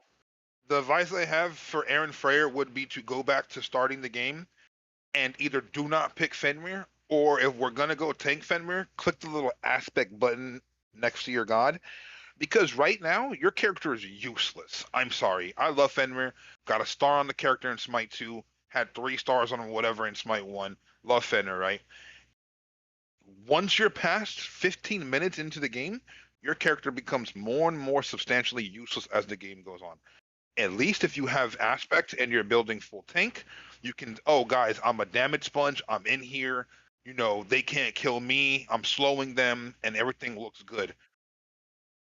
Right now, he is just a Fenrir with 0 damage built that lives 4 seconds longer in fights, maybe, at this current moment. And as the game goes longer, that 4 seconds gets smaller and smaller. The bigger the lead Suki gets, the more damage Jing gets with this rage fully stacked now. You know, Merlin online, getting online, he's got 3 items. The poly, the auto cancels with 16 abilities go crazy. You know, it's gonna get rough for this Fenrir. His game is not gonna get easier. And it looks like the ritual is being fought over. This Suki poking out the Scylla quite a bit, forced to I'm a Monster for the movement speed. Piercing Moonlight is popped. There's no tier 1 tower, and Izus will pay for it with his life as Lagarad has to step back. Nat 20 almost certainly gaining this ritual here. And I think what we've been noticing here a lot of the time, Gutta, is we have a Jingwei Merlin. This is a very safe backline out of the side of Nat 20. It is very hard to deal with both of them as this Jingwei gets a solo kill onto this Artemis, and Fenrir is in, tries to throw the Athena ult on top of him, but the Fenrir does jump out, and it looks like the Ares will be here to try to help defend this tower. Ragnarok popped early. They're dragging the support deep into the tower. Nat 20 seemingly ignoring the tower a bit, focusing on the fight, as Merlin is in the backline, free casting with his abilities. Ares does go down. This Fenrir gets out. And as I was saying before, Gutta, I think what we're seeing here is Nat 20 drafted very safe backline. They said, we want to scale. We want to hit late game, right? It is hard to kill us. If you want to kill us, you're going to have to work for it. And I think Far Out is responding to that by trying to play over into the solo lane, trying to put Airborne behind. But if we look at how the map is going, right, Nat 20 is just running around, taking whatever they want. Airborne dies for it, but Far Out is just losing so much in comparison as the Hog is popped out of the Artemis. The Beads is popped. Hog does go through almost the entirety of Nat 20, keeps Far Out's Phoenix alive, but they're certainly in a tough position as both Gold Fury and Pyro are looking to be spawned here. Aaron Fur looking for an angle, does jump the Suki too, but does get taunted out of the Brutalize. Bit of low health bars out of the front line and the jungler of Nat 20 as the Chalk ult into the back line does a good amount of damage. Chalk is forced to Aegis though, as now it looks like Nat 20 is a little bit caught out. They do lose their solo laner for it. Now Far Out is strong around this Gold Fury. Gotta tell me what went wrong. We simply overextended. We're at the Phoenix. We're feeling ourselves. We're kind of like, for lack of better terms, we're putting B2A down in this game currently. So we're feeling ourselves. It happens to the best of us. We've all been in the game. We're running it down. Momentum off a big team fight, and we make a mistake. Now they need to reset their mentals. Go, okay, we overextended. We messed up a little bit. We're still at 5K. Group for this Gold Fury. We're still strong. I mean, it's that simple to me. They didn't lose any. I love Airborne. They didn't lose anybody important that fight. They lost their sole laner, who was 1-4 before that, who was getting dove at his tier 1 anyways. We didn't lose our 12-1 jungler. We didn't lose our 6-0 ADC. We didn't give away any shutdowns. We didn't get their Phoenix, and we lost, like I said, our prophetic Umbral, sanguine soul laner who's gonna be tanky later regardless. We don't care about that. They're grouping. I like what they're doing here. They're still set. They're not letting that little misstep set up like misstep. Excuse me. Dampen their aggression, and I like that. And it looks like that aggression will potentially pay off, but it doesn't. Almost certainly, you have to imagine this Fenrir thought he had that Suki kill for sure. That is, I'm sure, devastating for Aaron Fur. Now 13-1, the godlike for the Tsukuyomi, as this Ares just cannot stand up to the damage and the gold lead of Nat 20 at this point. Merlin surges forward, cleans up an easy kill onto the ADC. Nat 20 get their second Gold Fury in pocket. That gold lead is now growing to around 6.5K or so. And so now, looking at this, Nat 20, you said they were feeling themselves. You said they were good. They draft these, this sort of very safe comp, right? And Far Out have drafted this very aggressive comp, right? So if this game goes late game, right? Say Far Out can hang on super long as Nat 20 looks to group up towards this fire. Do you think Far Out's more aggressive style picks could pay off the later this game goes?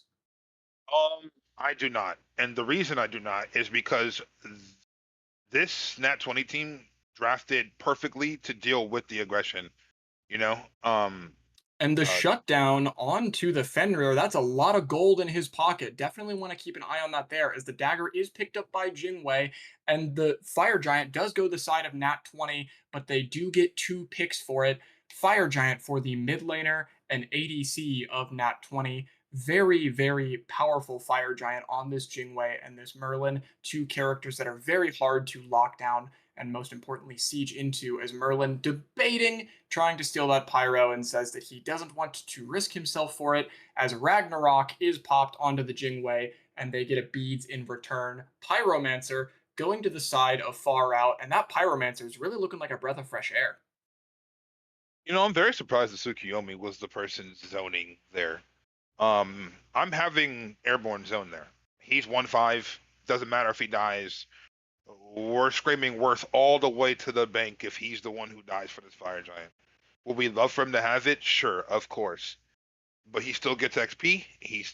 And when that's fine, But Suki dying is a bit of a blunder to me. He has a huge shutdown.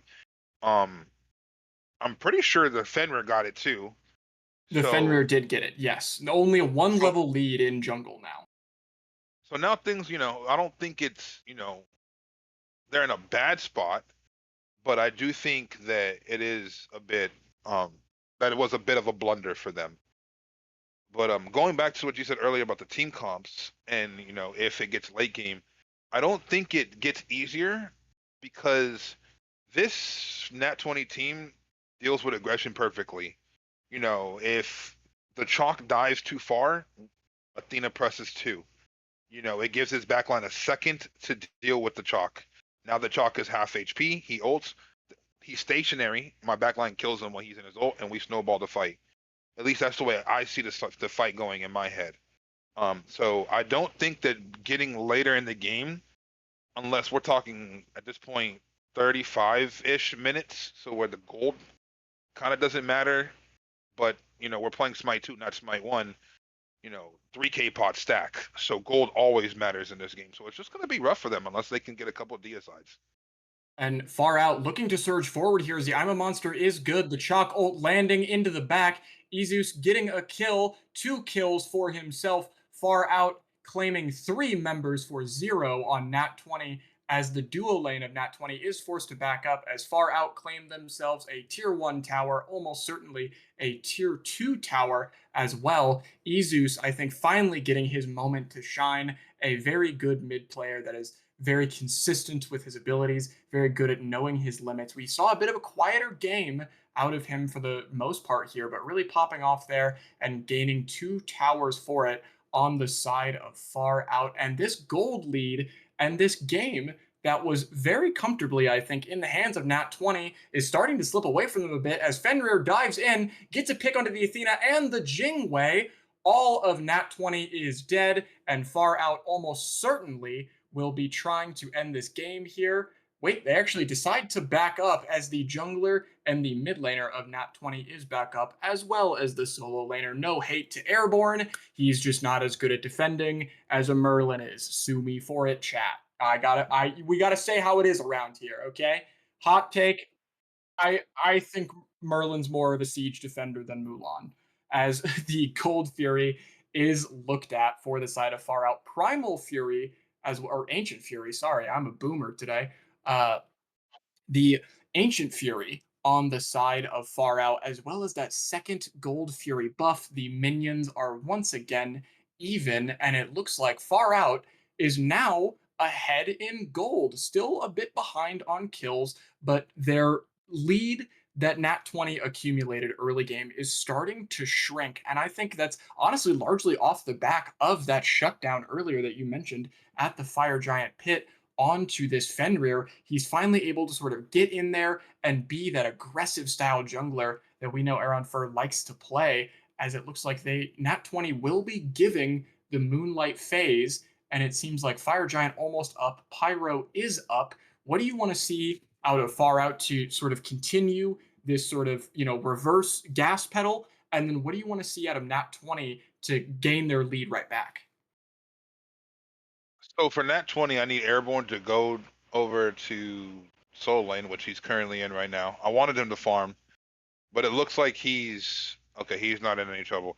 He needs to get some farm. He needs to get level 20. He at least get a starter. Like that's very important for him right now. This Chalk has been level 20 for a while. He has a lot of damage, and it's really a problem for his team right now. Wasn't very much of a problem when they had the raid boss Tsukiyomi just one-shotting everybody. But that's not the reality we're currently living anymore. Living in the all-star lead, and we are playing a lot more defensive. So we need to we need to get Airborne some farm, some tankiness, and then we go from there. We want to contest this fire. We can't just give it up, but we also can't just walk at them like we've been doing all game. We need to be a little more strategic here. Very good poke here from Vroxus before the fire gets started. We still have Merlin poke. We still have Ramp who can one-shot anybody diving him. So we're still in a good spot. We just need to take it slow. We started losing these fights when we started going a little bit too quickly. Take it slow, poke them, and then re-engage with the Athena taunt. And I think we're seeing the sort of classic Fire Giant dance here. And this is the moment that I think really defines the players that will win these best of fives and the players that will maybe unfortunately lose these best of fives, right? The level of patience you have to have in games like these, where on Nat 20 you're feeling hot, you feel like you can beat the Far Out team mechanically, but Far Out just has the advantage as the Moonlight Ritual is popped. Far Out surging forward, and it looks like the ADC will get popped in the back, but the jungle will get traded out for it. It is now a 4v4 and it looks like the Ares will pluck one, Mulan will pluck another under tower, and will get melted. But Nat 20 is low health bars, having to back up into the face of Matimo, who has a very large axe, and I'm sure would love to make them acquainted with it. But as I was saying, things like those fire giants and like those fire giant plays, right? Far Out did a great job of using that ritual, I think, to perfection, spotting where Nat 20 was, grouping up around it, and saying, go, right? But in those moments where you maybe don't have those tools or you're fighting for vision control, your ability to sort of stand there and wait and know when somebody's too far forward, know when somebody is maybe around the side a little too much, or know when you have vision control is sort of the hallmark of these late game fights. And I think this is certainly what this game 3 is shaping up to be for these two teams. Going into the 30-minute mark here, most of the builds are getting finished or close to it, right? And you mentioned Airborne wanting to get some more tankiness. And so what I have my eye on there is how many prophetic stacks he potentially has, right? Prophetic, very, very hard to get fully stacked, fully finished up. But when you can get it online, as we see there, only 6 magical stacks. When you can get it online, you do add lots and lots of tankiness. So you have to wonder if Airborne maybe wants to look to run at this Scylla a little bit more and run at this Ares a little bit more to try to build up that tankiness that you were talking about. Bit of a fire giant, bit of a dance being pulled. Nat 20 backing up with it. Gutta, who do you have your eye on late game? My eyes late gamer on this Scylla. If she gets a good ult off, she can win the fight by herself. So we need to keep our eyes on the Scylla. We need to make sure, if it's one of those things. If she gets dove, she does have the tools to kind of stall for a second. She roots somebody. She throws her 2 down. They're slowed. Whatever. But she can one shot somebody. This game could be over in an instant. So we should definitely keep an eye on her, see how she's feeling. As we see a stampede out, as we get a little bit of aggressiveness. Airborne might be in a little bit of trouble here, as Suk kind of just guides him out. And the chains being pulled and the Mulan ult in response to two powerful frontline ults being popped, but Far Out going in, they want the fight. Ragnarok pop, the Jingwei is forced to beads, gets silenced out and gets crushed by the I'm a Monster, as well as the Artemis burning down this Mulan.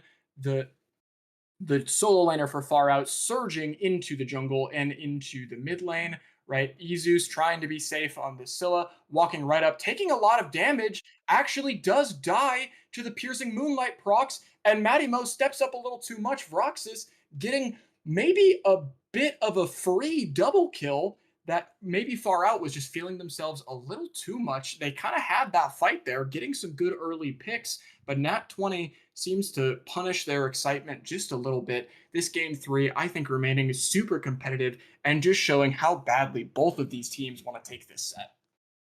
So I know Vroxus got the double kill there, right? But he owes Neptune lunch and dinner for that double kill. That was Neptune. That's the Merlin poke over the wall. We're walking into it. We're trying to siege a little bit. We've all done it.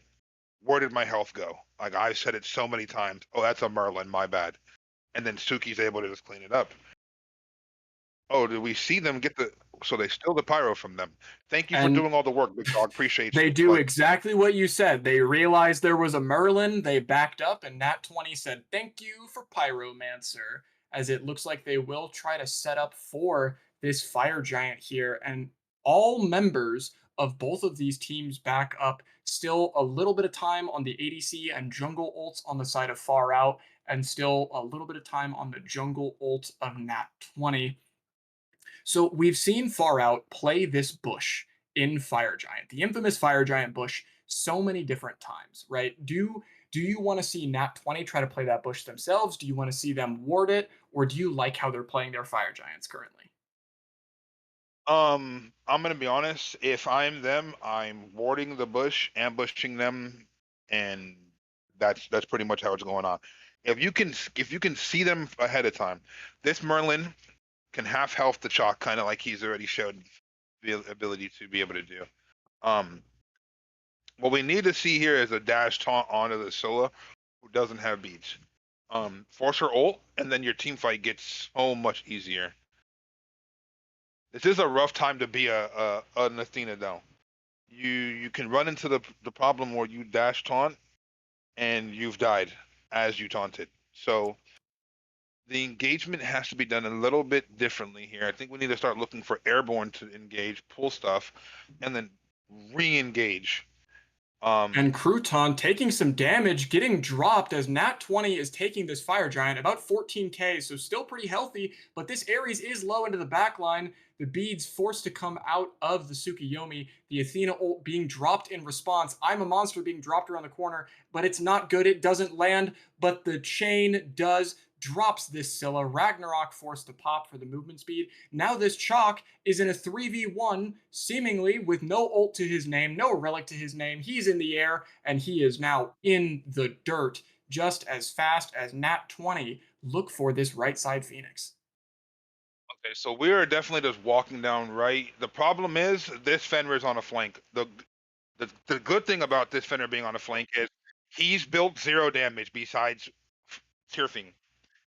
Someone clip that. Someone clip that arrow. I'm sorry. I gotta say it. Okay, I gotta rep the team a little here. That's my solo laner. That's my dog. Okay, I don't know if you could see in seriousness. Back to unbiased caster mode for a moment. The Fenrir does hit a good stun onto the Jingwei. Says you're not hitting me. Dives to the weak guy, but airborne, cool as a cucumber. Hits the arrow, blocks out the Fenrir from the brutalize, and then Nat 20 just body block and swarm him until he dies airborne, living with the skin of his teeth. No doubt the comms being very excited in that moment, but far out taking the advantage of Nat 20 having to back there. They've pulled Fire Giant. Jingwei does see it, but can't really walk up into this Ares, although he does have no ult. Far out, sensing some members of Nat 20 surging forward, and then they back up, still maybe trying to play the wall a little bit, and Nat 20 just looking to secure everything they can, grabbing this ritual, dominating the vision on Fire Giant's side. Airborne's looking for just little plucks for this Merlin to just stat pad his damage numbers on. And looking at these damage numbers here, right, we can see just how big of a gap Matimo and Vroxis are individually putting on this game. This is not to say that the Merlin or the Jingwei or the Fenrir aren't doing well, but 52k and 46k respectively, they are putting up crazy numbers as Chalk gets a little big for his britches, does die for it. The Jingwei forced to use a lot. The Athena ult being popped as well for the shielding. Airborne dives deep, but gets dropped by this late game ADC. Crouton had a bit of a rough laning phase, started this 0-6, and is now turning on this fight. The Suki is forced to beads. I'm a Monster is popped, but it doesn't land as the Ares takes enough poke damage that it makes him want to retreat, and far out have every objective up. They have every opportunity to grab pretty much whatever they would seemingly want here, with their ADC still being pretty healthy and their support being pretty healthy as well. But instead, they choose to back. And I think that's a bit of a perplexing one here. Yes, they are defending this Phoenix, but I almost would have rather liked Aaron Fur to back there. You take your mid, you take your ADC, and you grab a Pyromancer. Or one of you grabs Oracles while the other two start up Pyro, right? That's really what I want to see out of this far out team. Start stripping away some objectives and some of the gold gaining potential out of this Nat 20 team. Like you said, Gutta, this is Smite 2. 3k pots stack. I know it's 37 minutes into the game. I know everyone has their builds online. But if Nat 20 keeps stealing these objectives, they're going to keep scaling. They're going to keep getting these 3k pots. And it's going to be so much harder to deal with on the side of far out, as Pyromancer is pulled out of Nat 20, maybe fishing for a little bit of kills. Definitely Fire Giant is the call here, as the Suki is forced to peel himself out. Does get a decent amount of damage, and the Ares ult is dropped. We're 40 minutes into this one. It's a best of 3 set. It's 1-1 here. What do you think each of these teams needs to do to finally secure a win? So it is a best of 5, but Oh, since it's yeah. 1-1, it technically is a best of 3 going forward. Yes, best of 5. I apologize. So what I think needs to happen is, that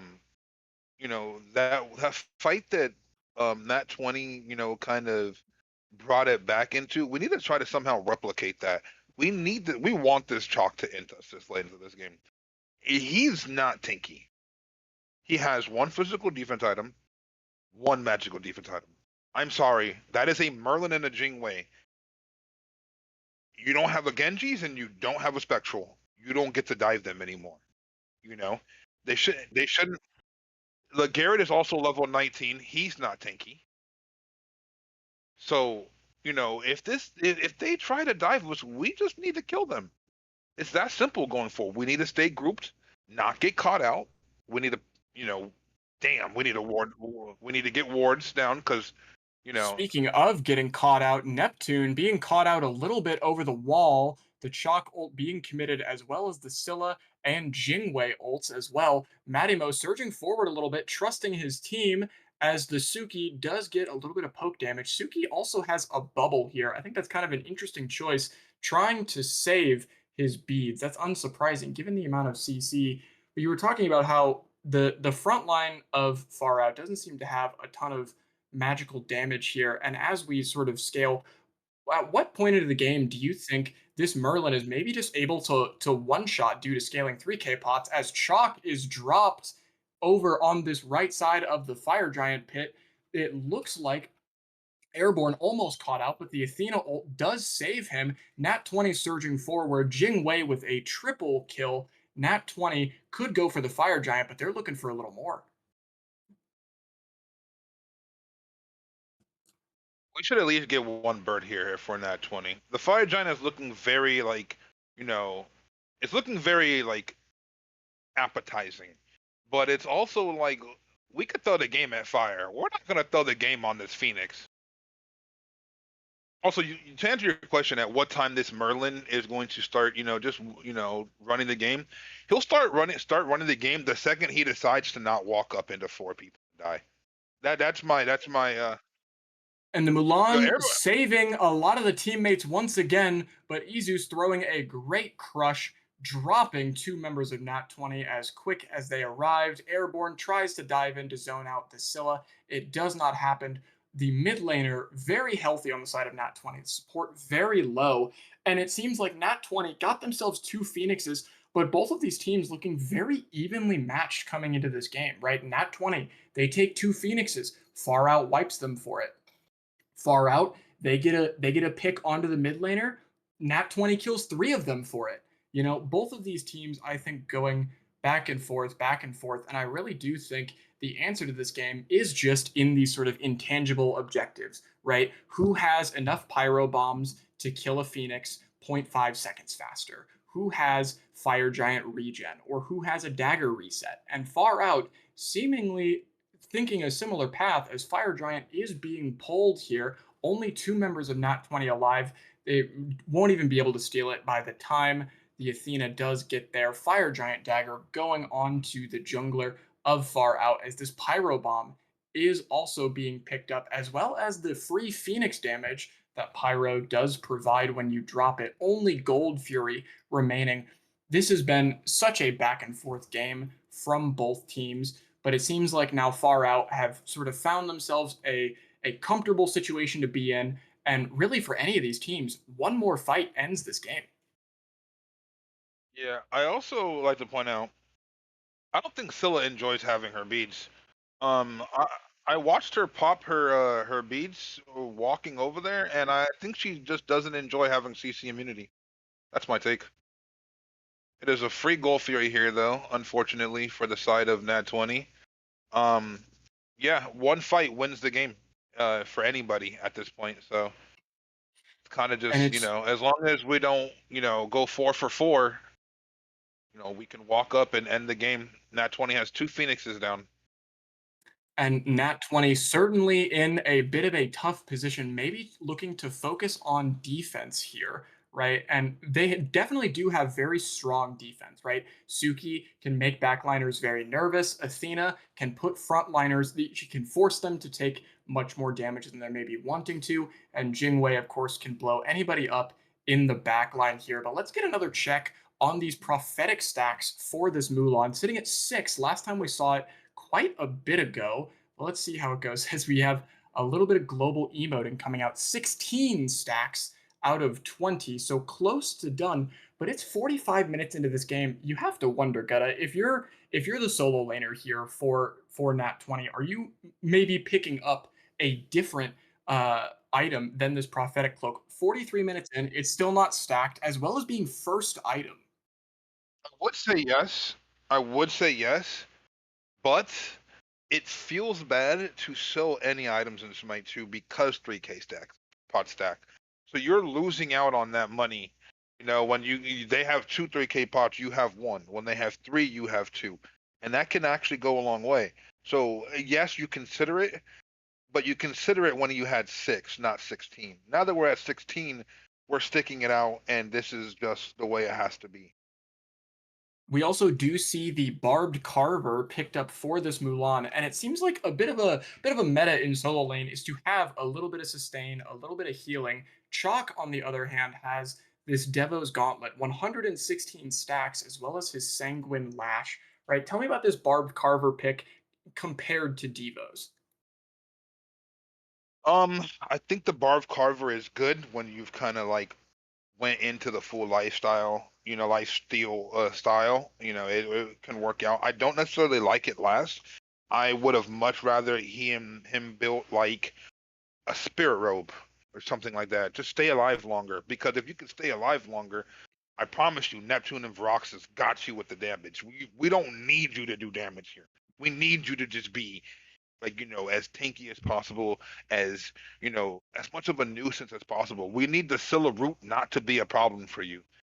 We need And the we do Artemis and see the a Fenrir going for a bit of a cheeky Phoenix. He does claim it over on this right side as Ritual of the Moon is popped. There is some good movement speed coming out of the side of Far Out, but they don't seem to want to be using it very much, as it looks like this Fenrir, trying to go for a little more, decides to back up, but putting a lot of pressure on Nat 20 here. The Fire Giant buff about to wear off in the next 5 seconds here. Far Out trying to go for this Phoenix Airborne, diving deep into the backline and getting punished for it as Chalk reverse dives as well. Nat 20 collapsing over on this Chalk. The Jing Wei ult is popped in response, as well as the I'm a Monster, but the damage doesn't quite meet the mark, as Far Out taking all 3 birds on the side of Nat 20, but not able to fully end yet, as Legarid gets picked off by the combo CC of the Chain and the Merlin damage.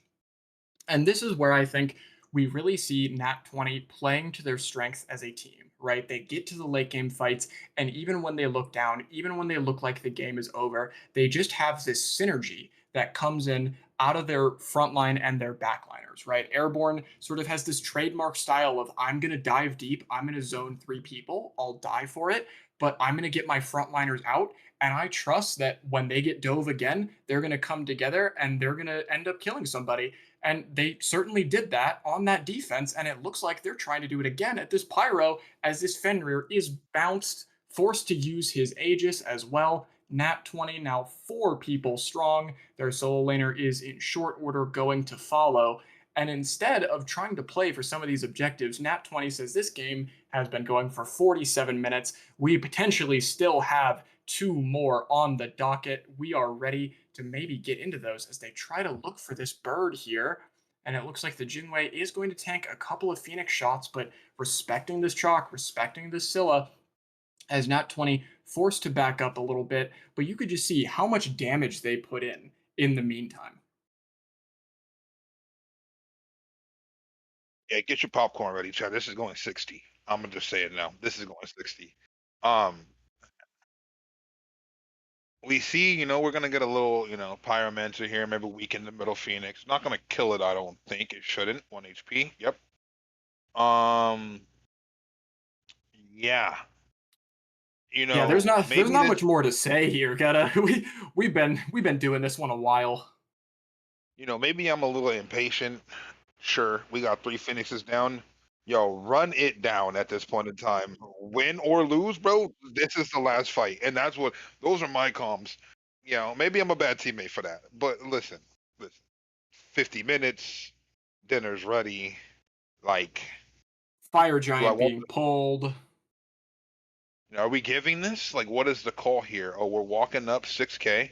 5K. We got Veroxis Opening up over this here. fire giant door as well, and Izus will secure that one, but Far Out will Oh, abandon the dagger, we and gave it the will go dagger. to the side of Tsukuyomi. That is a dangerous dagger target, being able to potentially dive all 5 of your team with this piercing moonlight, sit in there, eat some damage, and then reset his health bar. That is a potential fatal misstep on the side of Far Out, but they do have this fire giant. They are maybe looking to finally get this game wrapped up, as the closest Phoenix for Nat 20 being up is this right side bird as we get into the nearly 50th minute of this game. Pyro Bomb being blown open with that right side door as well to give Far Out some additional sieging options. You know what, Gutta? You see any good movies lately? We've seen this before. It's what you watching on Netflix right now. You excited for Stranger Things? I have not watched a single episode of any season of Stranger Things. There we Call go. me an a-hole, You know what? but it is what it is. I have a film degree. I'm gonna put you all onto something. Guillermo del Toro did Frankenstein on Netflix. Definitely go watch that, as Stampede is being popped by Far Out. They've been in game 3 long enough. They want a game number 4, as the Ares and Chalk ults are popped. Rox is going big into the backline, tries to pop the dagger, but it doesn't work. Izus does manage to kill the jungle and the ADC. LeGarrette takes out the support. Airborne drops to Crouton, and after 50 long minutes, game number 3 going to Far Out. Far Out is now on match point for our Gilgamesh finals. That was a long one. Use the bathroom, get some water, and stay with us as we shortly will get to game number 4. This goes 5 Airborne owes me dinner. I said it on cast. I don't care. Y'all heard it here first, chat.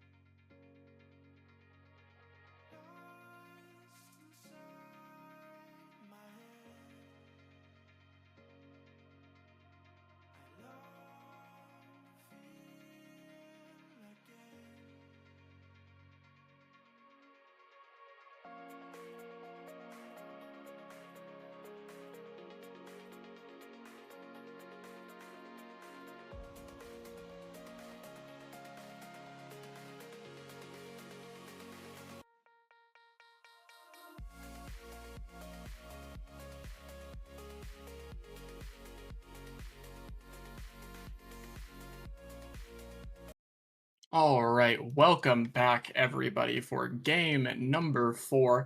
And Gutta, that was certainly a game number 3. I think personally a great game out of both teams, honestly. Both there were times where, Nat 20 seemed to be in the lead, times where Far Out seemed to be in the lead, and it just really, was one of those razor's edge games that are always so much fun to watch. As we get into the picks and bans for game number 4, the Chalk being banned away again for Nat 20, as well as Hunbats and Bologna and Aladdin being banned for Far Out. Gotta talk to me about this Chalk ban. Um, Completely necessary. Um, if if there's a game 5 and that god makes it into game 5, I have some people that I need to reach out to because they're clearly not doing their homework. It's that simple for me. Um, yeah, last game was, man, it was something. It was a lot of back and forth, a lot of who's gonna win this. One of my favorite, I would say, games I've watched in comp in a very long time. Yeah, definitely But harkens back to some of those clutch SPL days, honestly. I'd have to somewhat agree. Airborne doesn't quite live up to Solo or Troll or some of those people. Um, but he's my dog, so I enjoy watching him nonetheless. And Ares and Tsukuyomi banned out for Nat 20 and Far Out, respectively. So this Tsukuyomi ban, it's unsurprising. Rox has put on an absolute clinic with it in game number 3. But this Ares ban is a little bit interesting to me. The Ares, it had a couple of decent plays, but was honestly getting picked out a lot. It was pulling beads, but not as much as maybe you'd want it to. As Osiris is locked in for Nat 20. What do you think about the Osiris top lock? Let's liven Okay, things up, so shall we? because Roxas went so crazy on the Suki, they had to ban, Evil doesn't so stand a they let chance. Osai. But there's a snap lock of Baron Ether on the other side. So some pretty strong god, and Agni got through too. Okay, so this is the classic 5 game series. All of the meta is out the window. We're banning 6 gods. Well, maybe we have seen them banned before, but you know, you don't always see a Hunbat ban. Those kind of a god where you just go, we gotta let it through. Same with Chalk. Even Suki, Bologna to a certain degree. Those are gods where you're like, yeah, we kind of have to let them go through because Osai needs to be banned, Agni needs to be banned, Iset needs to be banned. No, we've gotten to the point where we do not care. We're throwing all of that out the window, and I've seen enough Far Out losers if they lock into Sobek. GG's. That's the way I feel. None of these players in this set have This made. is Oh, gonna be but we see fun. the Jingwei locked in over here. Oh, this is We getting kind do of interesting. see the Jingwei. This is very definitely like I think you're right about this being a set meta. So we have to look Tremble at these teams beneath and the look at these waves. players, right? Ezeus, he'll play Eset. I think every time you give it to him, this is just a very strong character that can do a lot. Ezeus, very mechanically gifted player, and Crouton loves Jingwei, plays it all the time. Lagarde Sobek is basically a signature pick at this point, and the same could be said for Sux Yamoja. He looks absolutely great on it. We have the Agni, which is just a kind of top meta pick. Osiris, kind of a top meta pick. Vroxus played. I'd say if he can't get Suki, he should be going to the Than, considering that was the sort of his next best game, right? So Nat 20's draft really speaks to me as in we know what picks we like. We trust ourselves and our individual ability. And Far Out's comp is kind of saying to me that it's if you give us our signature picks, great. Otherwise, we're going to play the top meta characters. We're going to try our best to counterpick you, right? And at the end of the day, we think we're better. So I think what this draft says to me is that both teams are feeling like individually, in their own little team camps, that they're like, if we play our game, we're going to do better. And then on the other end, it's if we play our game, we're going to do better. So certainly going to be an interesting game, number 4. And apparently, I am getting word from Airborne that he will actually be going ADC. We have another ramp role swap. So Airborne will be Okay. ADC. So this Cupid is almost certainly going to him, and this Osiris is almost certainly going to ramp. What do you think about that change, Gutta? And generally, what do you think about these drafts? So first, let's talk about the role swap, right? Thank God Airborne is going ADC. And this has nothing to do with the way Ramp performed. And this has nothing to do with the way Airborne performed in game 3, whatever it was, right? This has everything to do with the fact that Airborne hates playing into mage solo laners, and that's exactly what Far Out had. Airborne was tilted at minute 5 this game if he had to load in as Osiris. So thank God he's on Cupid. That's all I have to say about that. Yeah, and it seems like we're getting a little bit of word from production that they're going to have to reload the lobby. So let's keep talking about sort of these comps and how things are going. What do you think about this E set here? Got a E set, especially among top level players, I think is definitely a big name and a very polarizing one. I've seen some people say that she's maybe a little overhyped, and other people say she's the best god in the game at basically any role you put her in. So what camp are you in? I'm in the camp of haven't played a comp set in 3 weeks, so I don't know how good E set is. Um, she looks really good when I play against her in ranked. The one time 2 weeks ago, she seemed pretty good as well. But I don't have a lot of data on this E set. I'm gonna be completely honest with you. Um, I do think that what she brings is very strong into picks like Thanatos. If let's just, for example, Etha isn't in execute threshold and he decides he wants to land on her, well, that's unfortunate because she presses 4, then 3, then 2, and if the Thanatos isn't dead based off of being CC'd for 4 seconds, then we can blame the ESET's team for not helping. Like, that's the way I look at that situation. Very good counter pick into what Nat 20 wants to do with the ESET, in my opinion. So this Cabrakan pick, are you going aspect or no aspect? Assuming it's going solo. I think the Quebecan's going jungle. And I think that it is aspect.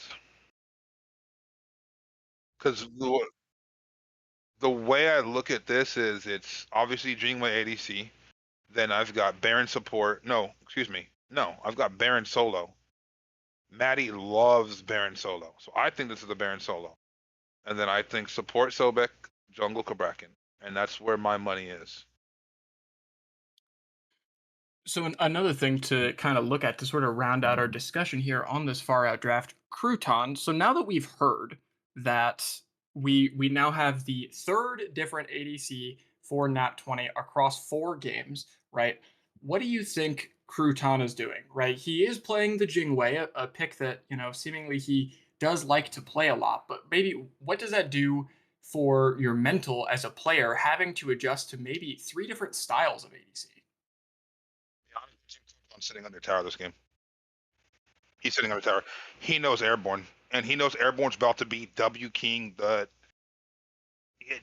He's going to be W King him off cooldown, is what I will say, because we are on cast, and I am Great patience. Great patience coming out of Gutter right now. We love to I see it. am. This is just what my vocabulary is top notch. I don't need to say certain words.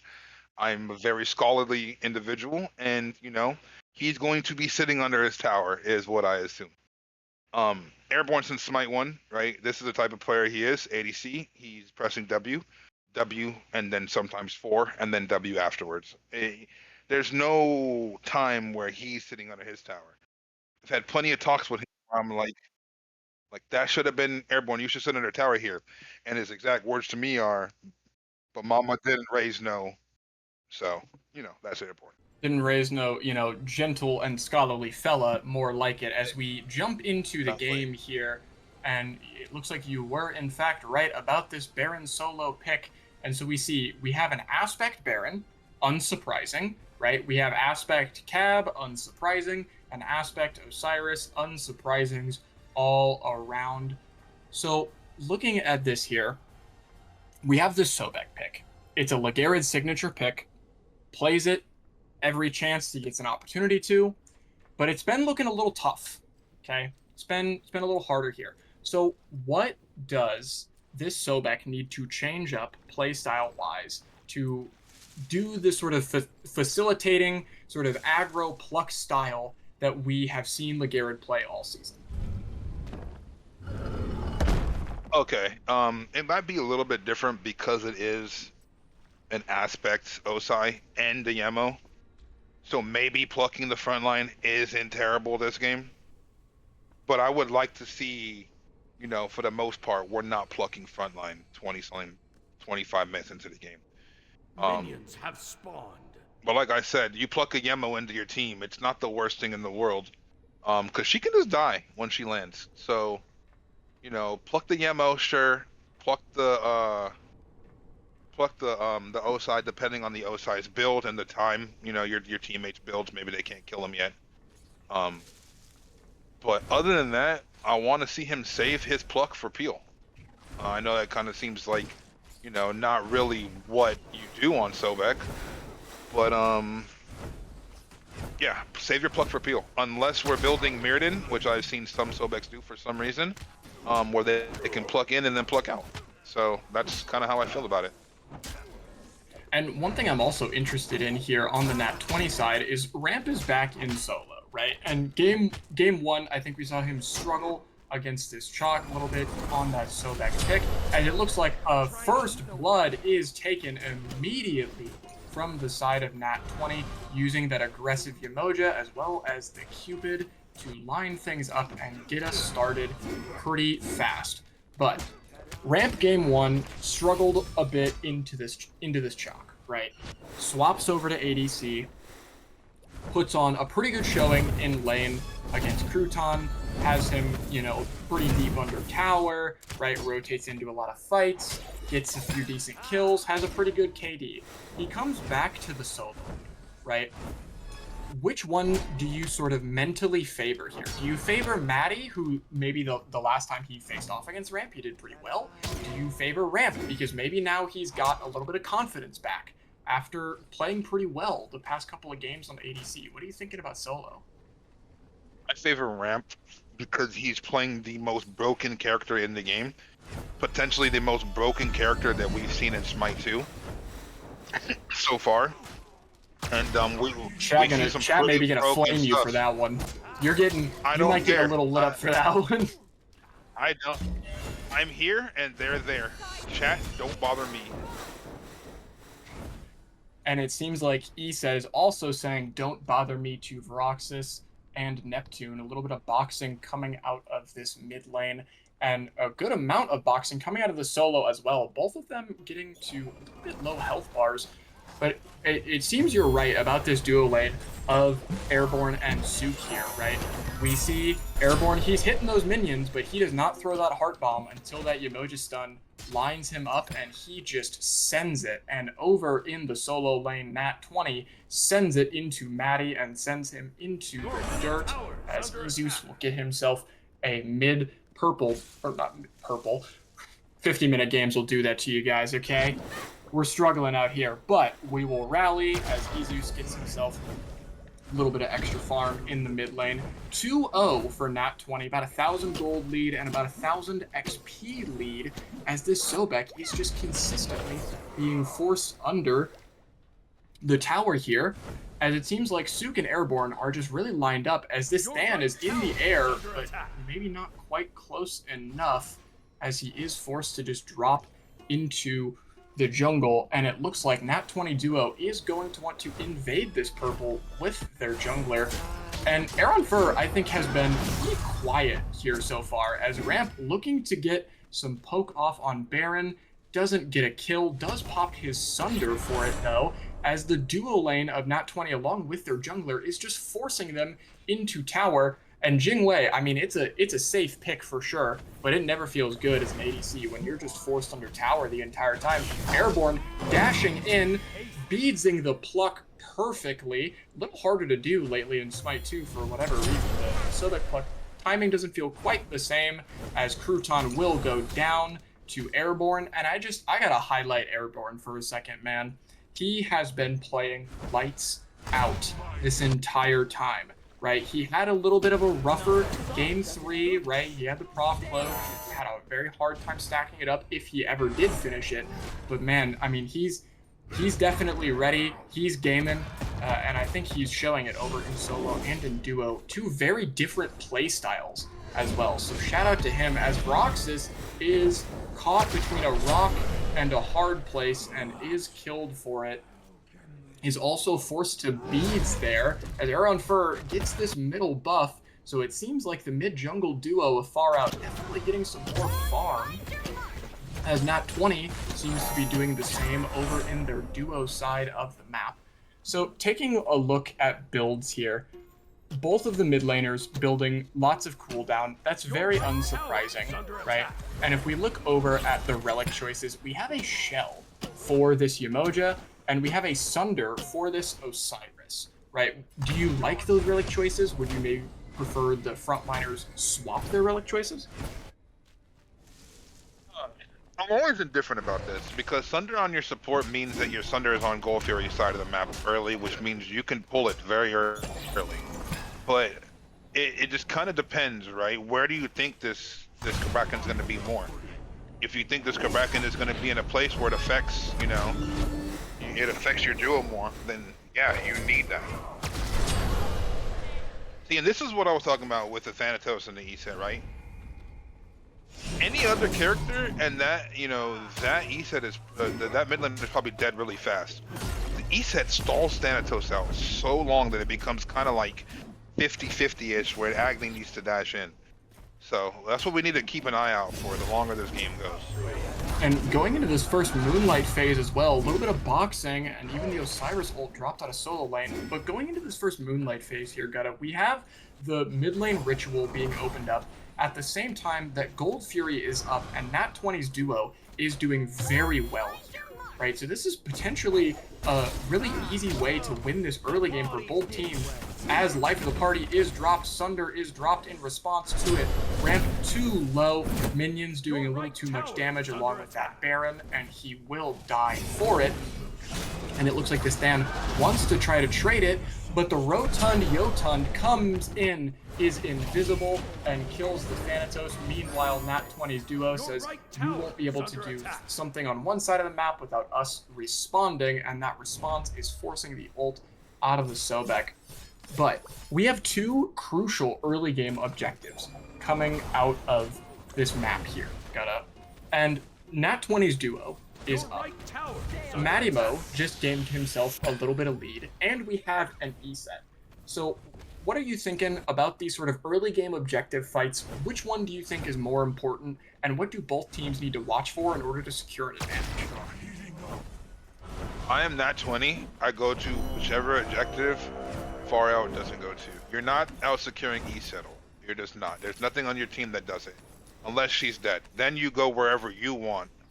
But I'm not gonna lie. I'm just going wherever the E-Set isn't. If she wants to play on this mid thing, she can play on the mid thing. I don't care. If she wants to play on the Gold Fury, then play on the Gold Fury. But I do not think I'm fighting around this E-Set as long as she has her ult up. It's too much control, as we see and there. And Cabra catching two with that ult, forcing the Thanatos ult out, and it looks like a big fight is breaking out in duo. The Cupid Yemoja ult combo will secure the Jingwei ult and Sobek's life, but it seems like Far Out, in exchange, are going to try to get themselves this Ritual of the Moon. And that was something that I thought, you know, was kind of interesting that you were pointing out there, Gutta, is that Nat20 should go where Far Out isn't.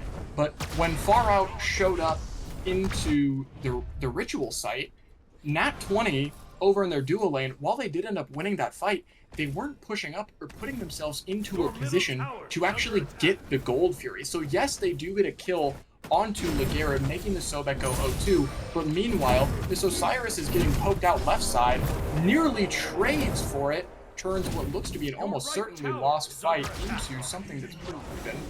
But as I was saying, Nat20 wasn't really in a position to get that Gold Fury either. So it's a little bit interesting here as the E-Set ult is living up to its namesake, nearly killing this Thanatos.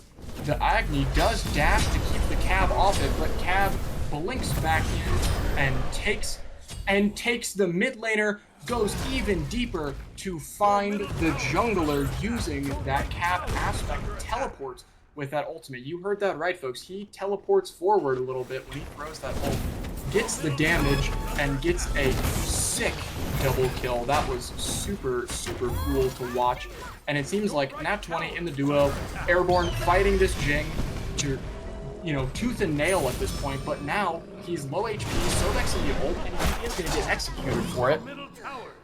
And Gutta, I think you make a great point, but I think also what I'm seeing out of this Nat 20 side here is, while you and I maybe see that, right, we're bird's eye view with casters, it feels like Nat 20 wants to keep these skirmishes going regardless. So if they are going to play this skirmish style, what do they need to do to put it in their favor? We're going to play this skirmish style. It has to be more like pick orientated, I believe, not like team fight elongated. Like, I know we have the Yemoja, but we need to use the Yemoja to block somebody off to get a free pick, in my opinion.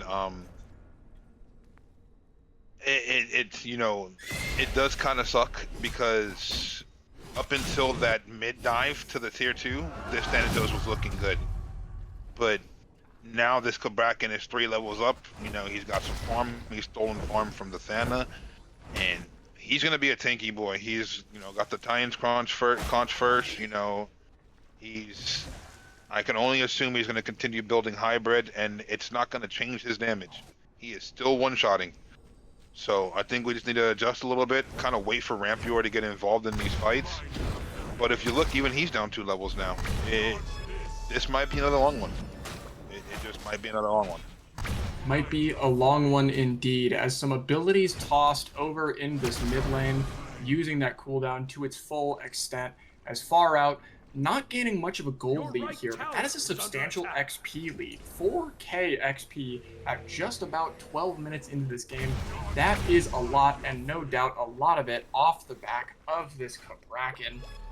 Like you said, with that Triton's Conch specifically as well, right, that can stack one more time with another Triton's Conch, and this allows you to melt objectives insanely quickly, right? You can, little fun tip for you guys, if you get a Q partner, one of you gets ADC, one of you gets mid, you both go ADCs, you both build Triton's Conch, congratulations, you can now duo any objective in the game.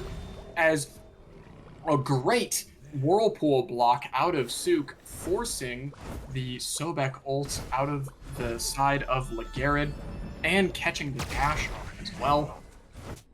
And this Nat 20 duo, right, there some other sides of Nat 20 I think are looking a little shaky, right? The jungle's looking a little shaky. The mid is, a little down, but not necessarily because of individual play, just because of larger macro. This duo is the bright spot, and Far Out seemingly knows it, looking to collapse on it. A 4-man rotation.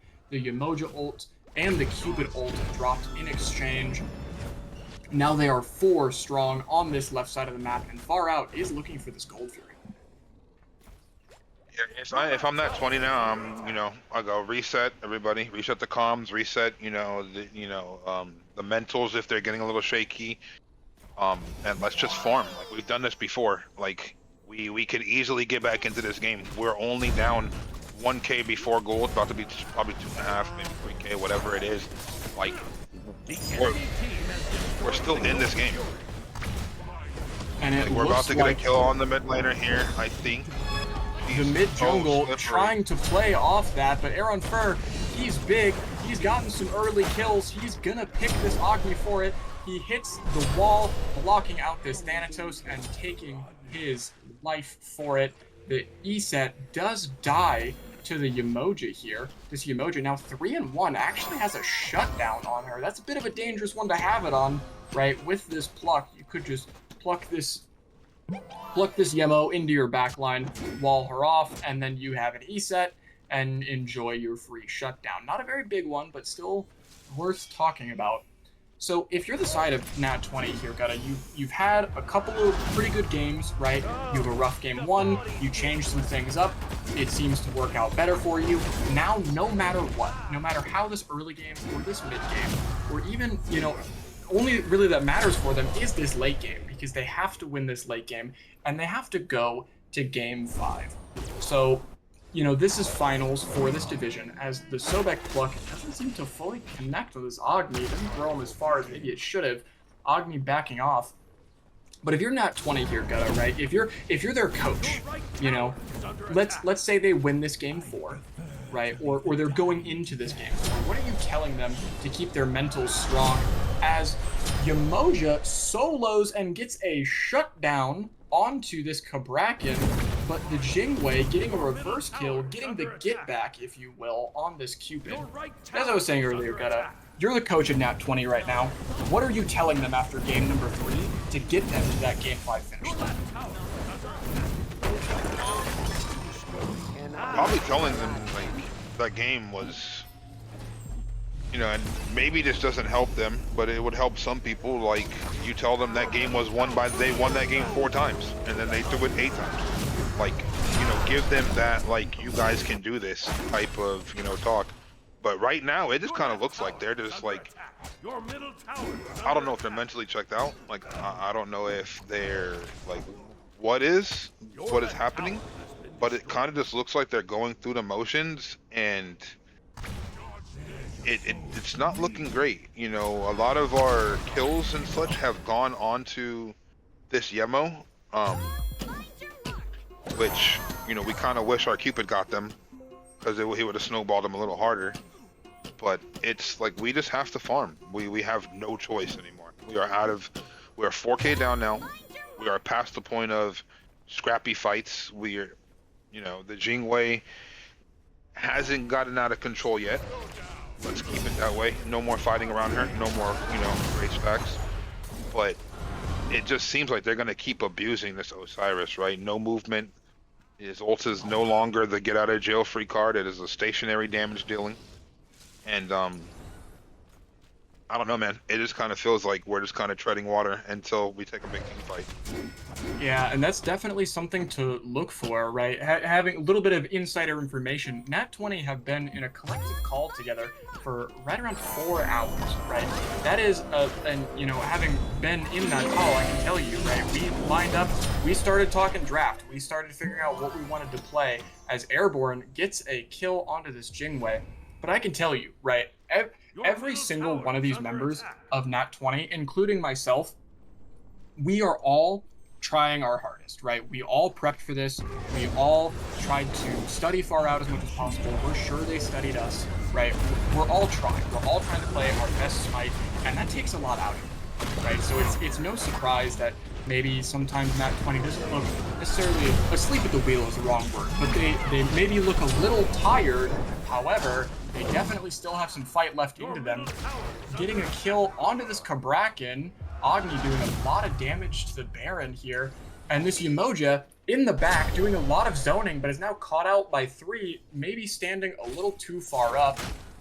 And both the duo members of Nat 20 will go down here as Far Out look to pull their second Gold Fury of the game, just about 18 minutes in here. This Osiris trying to step up. He is their Sunder. He is their Gold Fury secure, but it looks like he is forced to retreat as 3 members of Far Out look to force him into a corner, doing a lot of damage, and then a big sight lands onto this E-set and a even bigger execute. Far Out, they're still in this Gold Fury, but only one person's alive.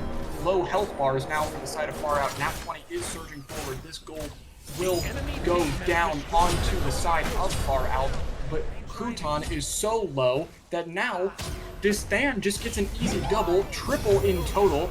Now there's less people on this Osiris. He can just run at them for free. The coffin does slam shut on him, but this Osiris, while low HP, does have his ADC. That Fields of Love will secure the shutdown for Airborne. Vroxus dropping a overall quadra kill and a deicide for Nat 20. Low health bars, but Pyromancer and Fire Giant both up.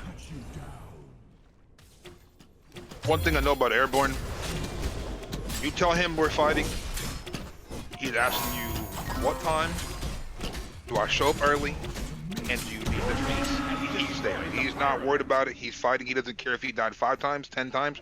He's showing up to fight, and he's pressing his buttons well. That was a great fight by, everybody on the Nat 20 team. The original picks, you know, and then Veroxis ends up with a double kill on the almost stealing the Gold Fury too.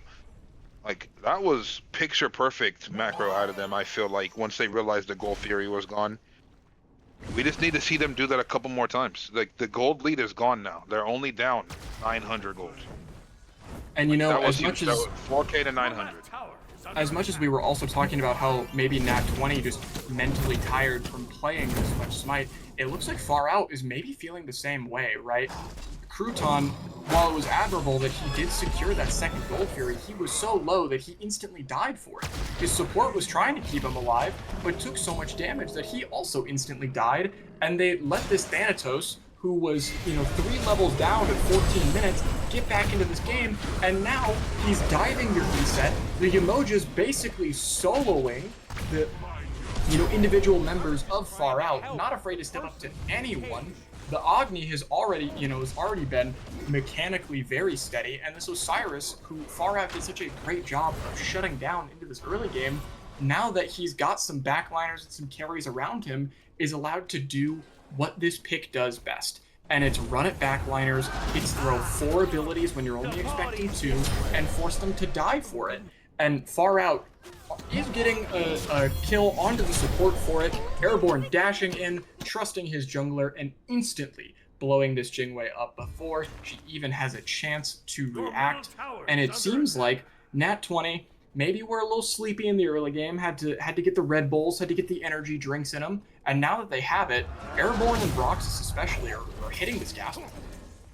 Your team has destroyed We speak about the, being tired, right? Playing a lot of Smite. But we didn't speak about the being tired because of time zone difference, right? So this team in Far Out is predominantly EU. Aaron is, Izus is, Lagarin is, I think Matty Mo is. Crouton is the only American that I know for sure is on that roster. These boys want to eat their supper, bro. These boys want to get some shut eye and go to bed and things of that nature. It's not early for them. It is late. And the later it gets, the more tired you get, the more mistakes you are prone to making mechanically. It's just a fact. Unless these boys, did the whole time zone thing where they sleep late and they wake up late and they did it specifically for the finals, it's just human nature to get tired. That's just natural. Yeah, definitely seeing that out of both teams. I also, while things are a little quiet, I also want to highlight Sook's Yamoja here, right?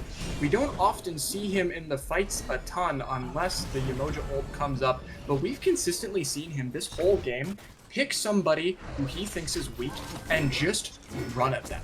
He dumps all 7, Yamoja abilities at once, right? He uses all of his Omi, but then your mid laner is 1 HP.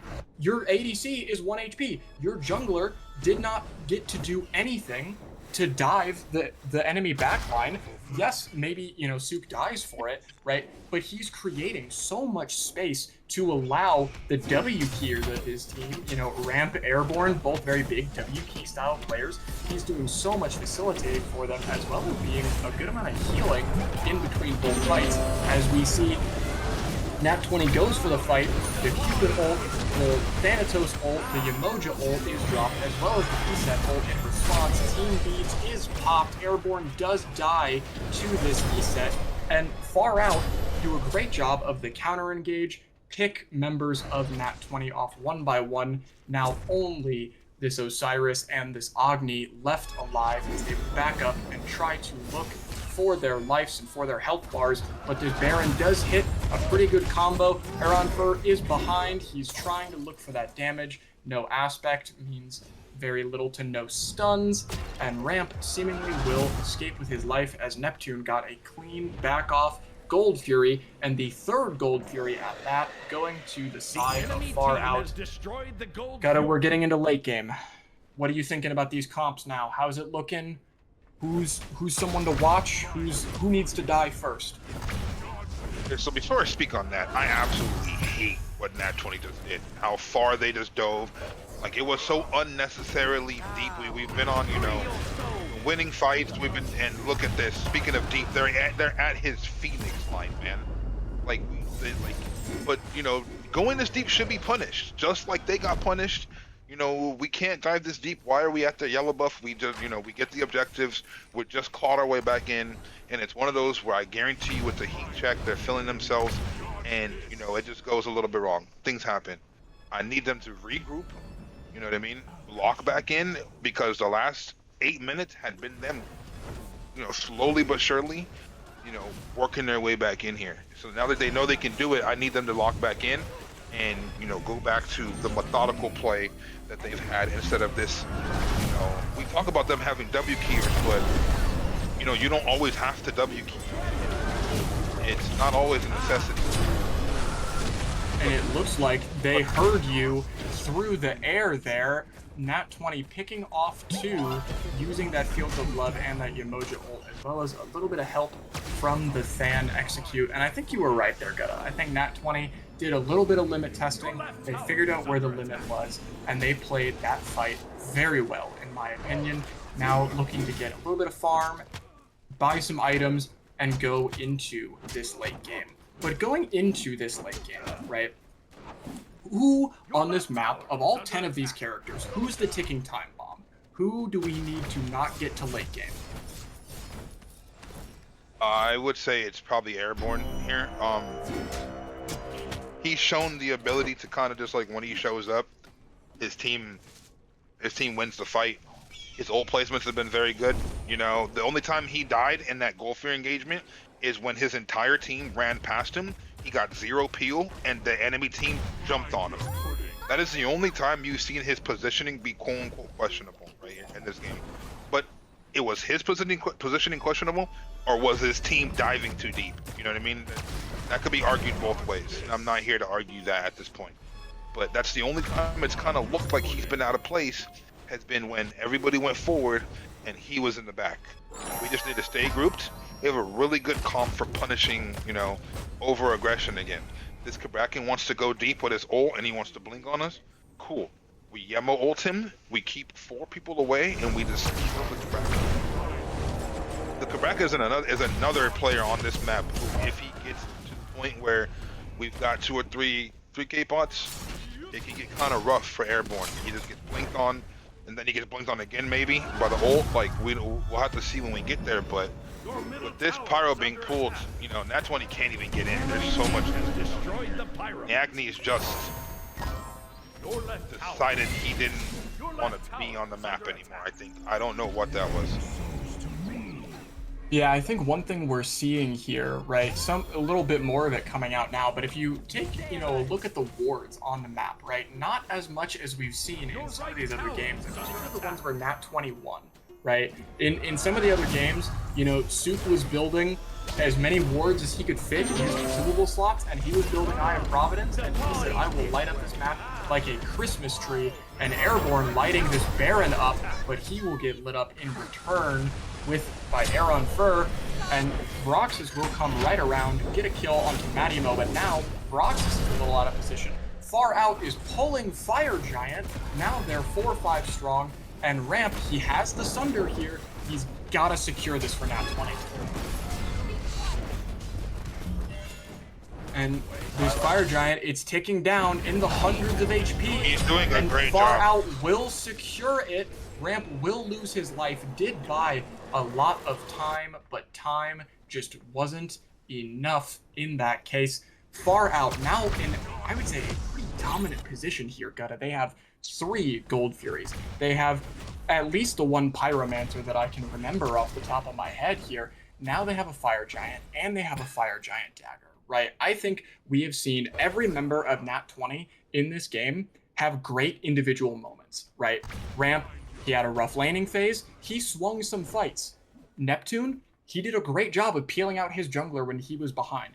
Vroxus, he was a little behind in the early game, down, a couple of levels into a character that, the Kabrakan aspect jungle is a little newer, so it's maybe not as experienced into. He came back into it. Souk has, almost soloed some backliners this game. Airborne has been going nuts, but Far Out are just dominating these objectives, and they've honestly, I think, been dominating it both in terms of vision control and just in terms of desire to go for it, right? They know that the way to win this game is through the gold and through the XP. And so they've taken everything on this map so far.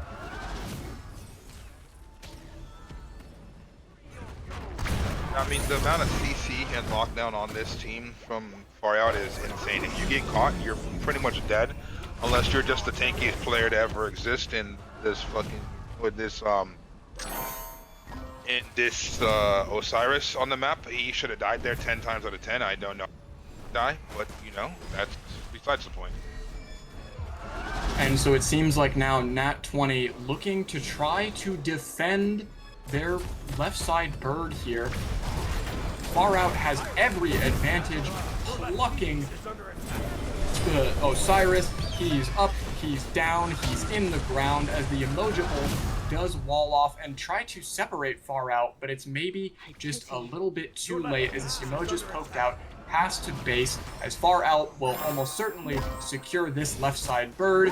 Airborne nearly going down, and he does, due to the Baron Coffin proc. Far Out said, thanks for playing, Nat 20. You had us on our toes for a minute here, but they want this Titan room, as Than is in the air, goes up into the air, goes back down, goes right back up into the air again, tries to use his relic to get out, dies for it. That is a deicide, and Far Out will be the winners of the Gilgamesh division, as maybe a bit of a BM pause there in the end. A little BM, just a little. A little bit of a BM pause, but Far Out does win your Gilgamesh division 3-1 to the side of Far Out. And honestly, I think that game was won in the objectives. Congratulations to Far Out. Congratulations to Nat 20 on their second place finish. Gutta, give me your analysis of this game number 4. Tell me what went wrong and tell me what went right. I think what went wrong was, you know, one of these, you know, the Far Out draft, you know, it just lacked, like, excuse me, the Nat 20 draft lacked a lot of CC compared to this Far Out team. Like, Izus himself has 2 forms of CC. You've got 2 forms on the Sobek. You've got a root, you've got a slow, you've got a pull on, you know, the soul laner. And when you look on the other side, there's just not enough CC. Airborne's got a mez and a stun, I guess. Sook has a stun. Nobody's getting hit by ramp stun. That's just almost impossible to get hit by nowadays. It's just hard. It's hard to do anything into a draft with that much CC. It's crazy how Rox has found 11 kills somehow and didn't get insta CC'd into his death 11 times. That's the way. I mean, I thought it was going to happen, but like you said, congratulations, you know, to both teams. Hell of a set. You know, one of the best that I've got to watch. Definitely the best I've ever casted. So hell of a set is right, especially that game 3, a 50-minute game. And I think that game 3 is just emblematic of this Gilgamesh finals, right? Regardless of the outcome, Nat 20 had some great play on field. Same can be said for Far Out, right? Both at both times, it seems like, you know, we favored one team and the other, we favored one draft and the other, right? Far Out does take the win, but both teams absolutely playing their hearts out, playing some great Smite, and Far Out will take home the victory for that. Thank you so much for tuning in to the Gilgamesh finals. Thank you to Yami for sticking with us. Thank you to Airborne for casting game 1. We didn't forget about you, buddy. Thank you, chat, for gambling your channel points. And stay with us, as I think we potentially also have the Ishtar finals that are being cast as well. Thank you so much for joining us. Congratulations to both teams on your first and second place finishes. We will be right back. Oh, Ishtar finals tomorrow. Tomorrow, 5 p.m. EST, Ishtar finals. Tune in. You're going to want to see it. That's the top division we currently have. It's going to be a great set. Please, please come around. We have drops on. Get your Sylvanas skin, and we will see you all later.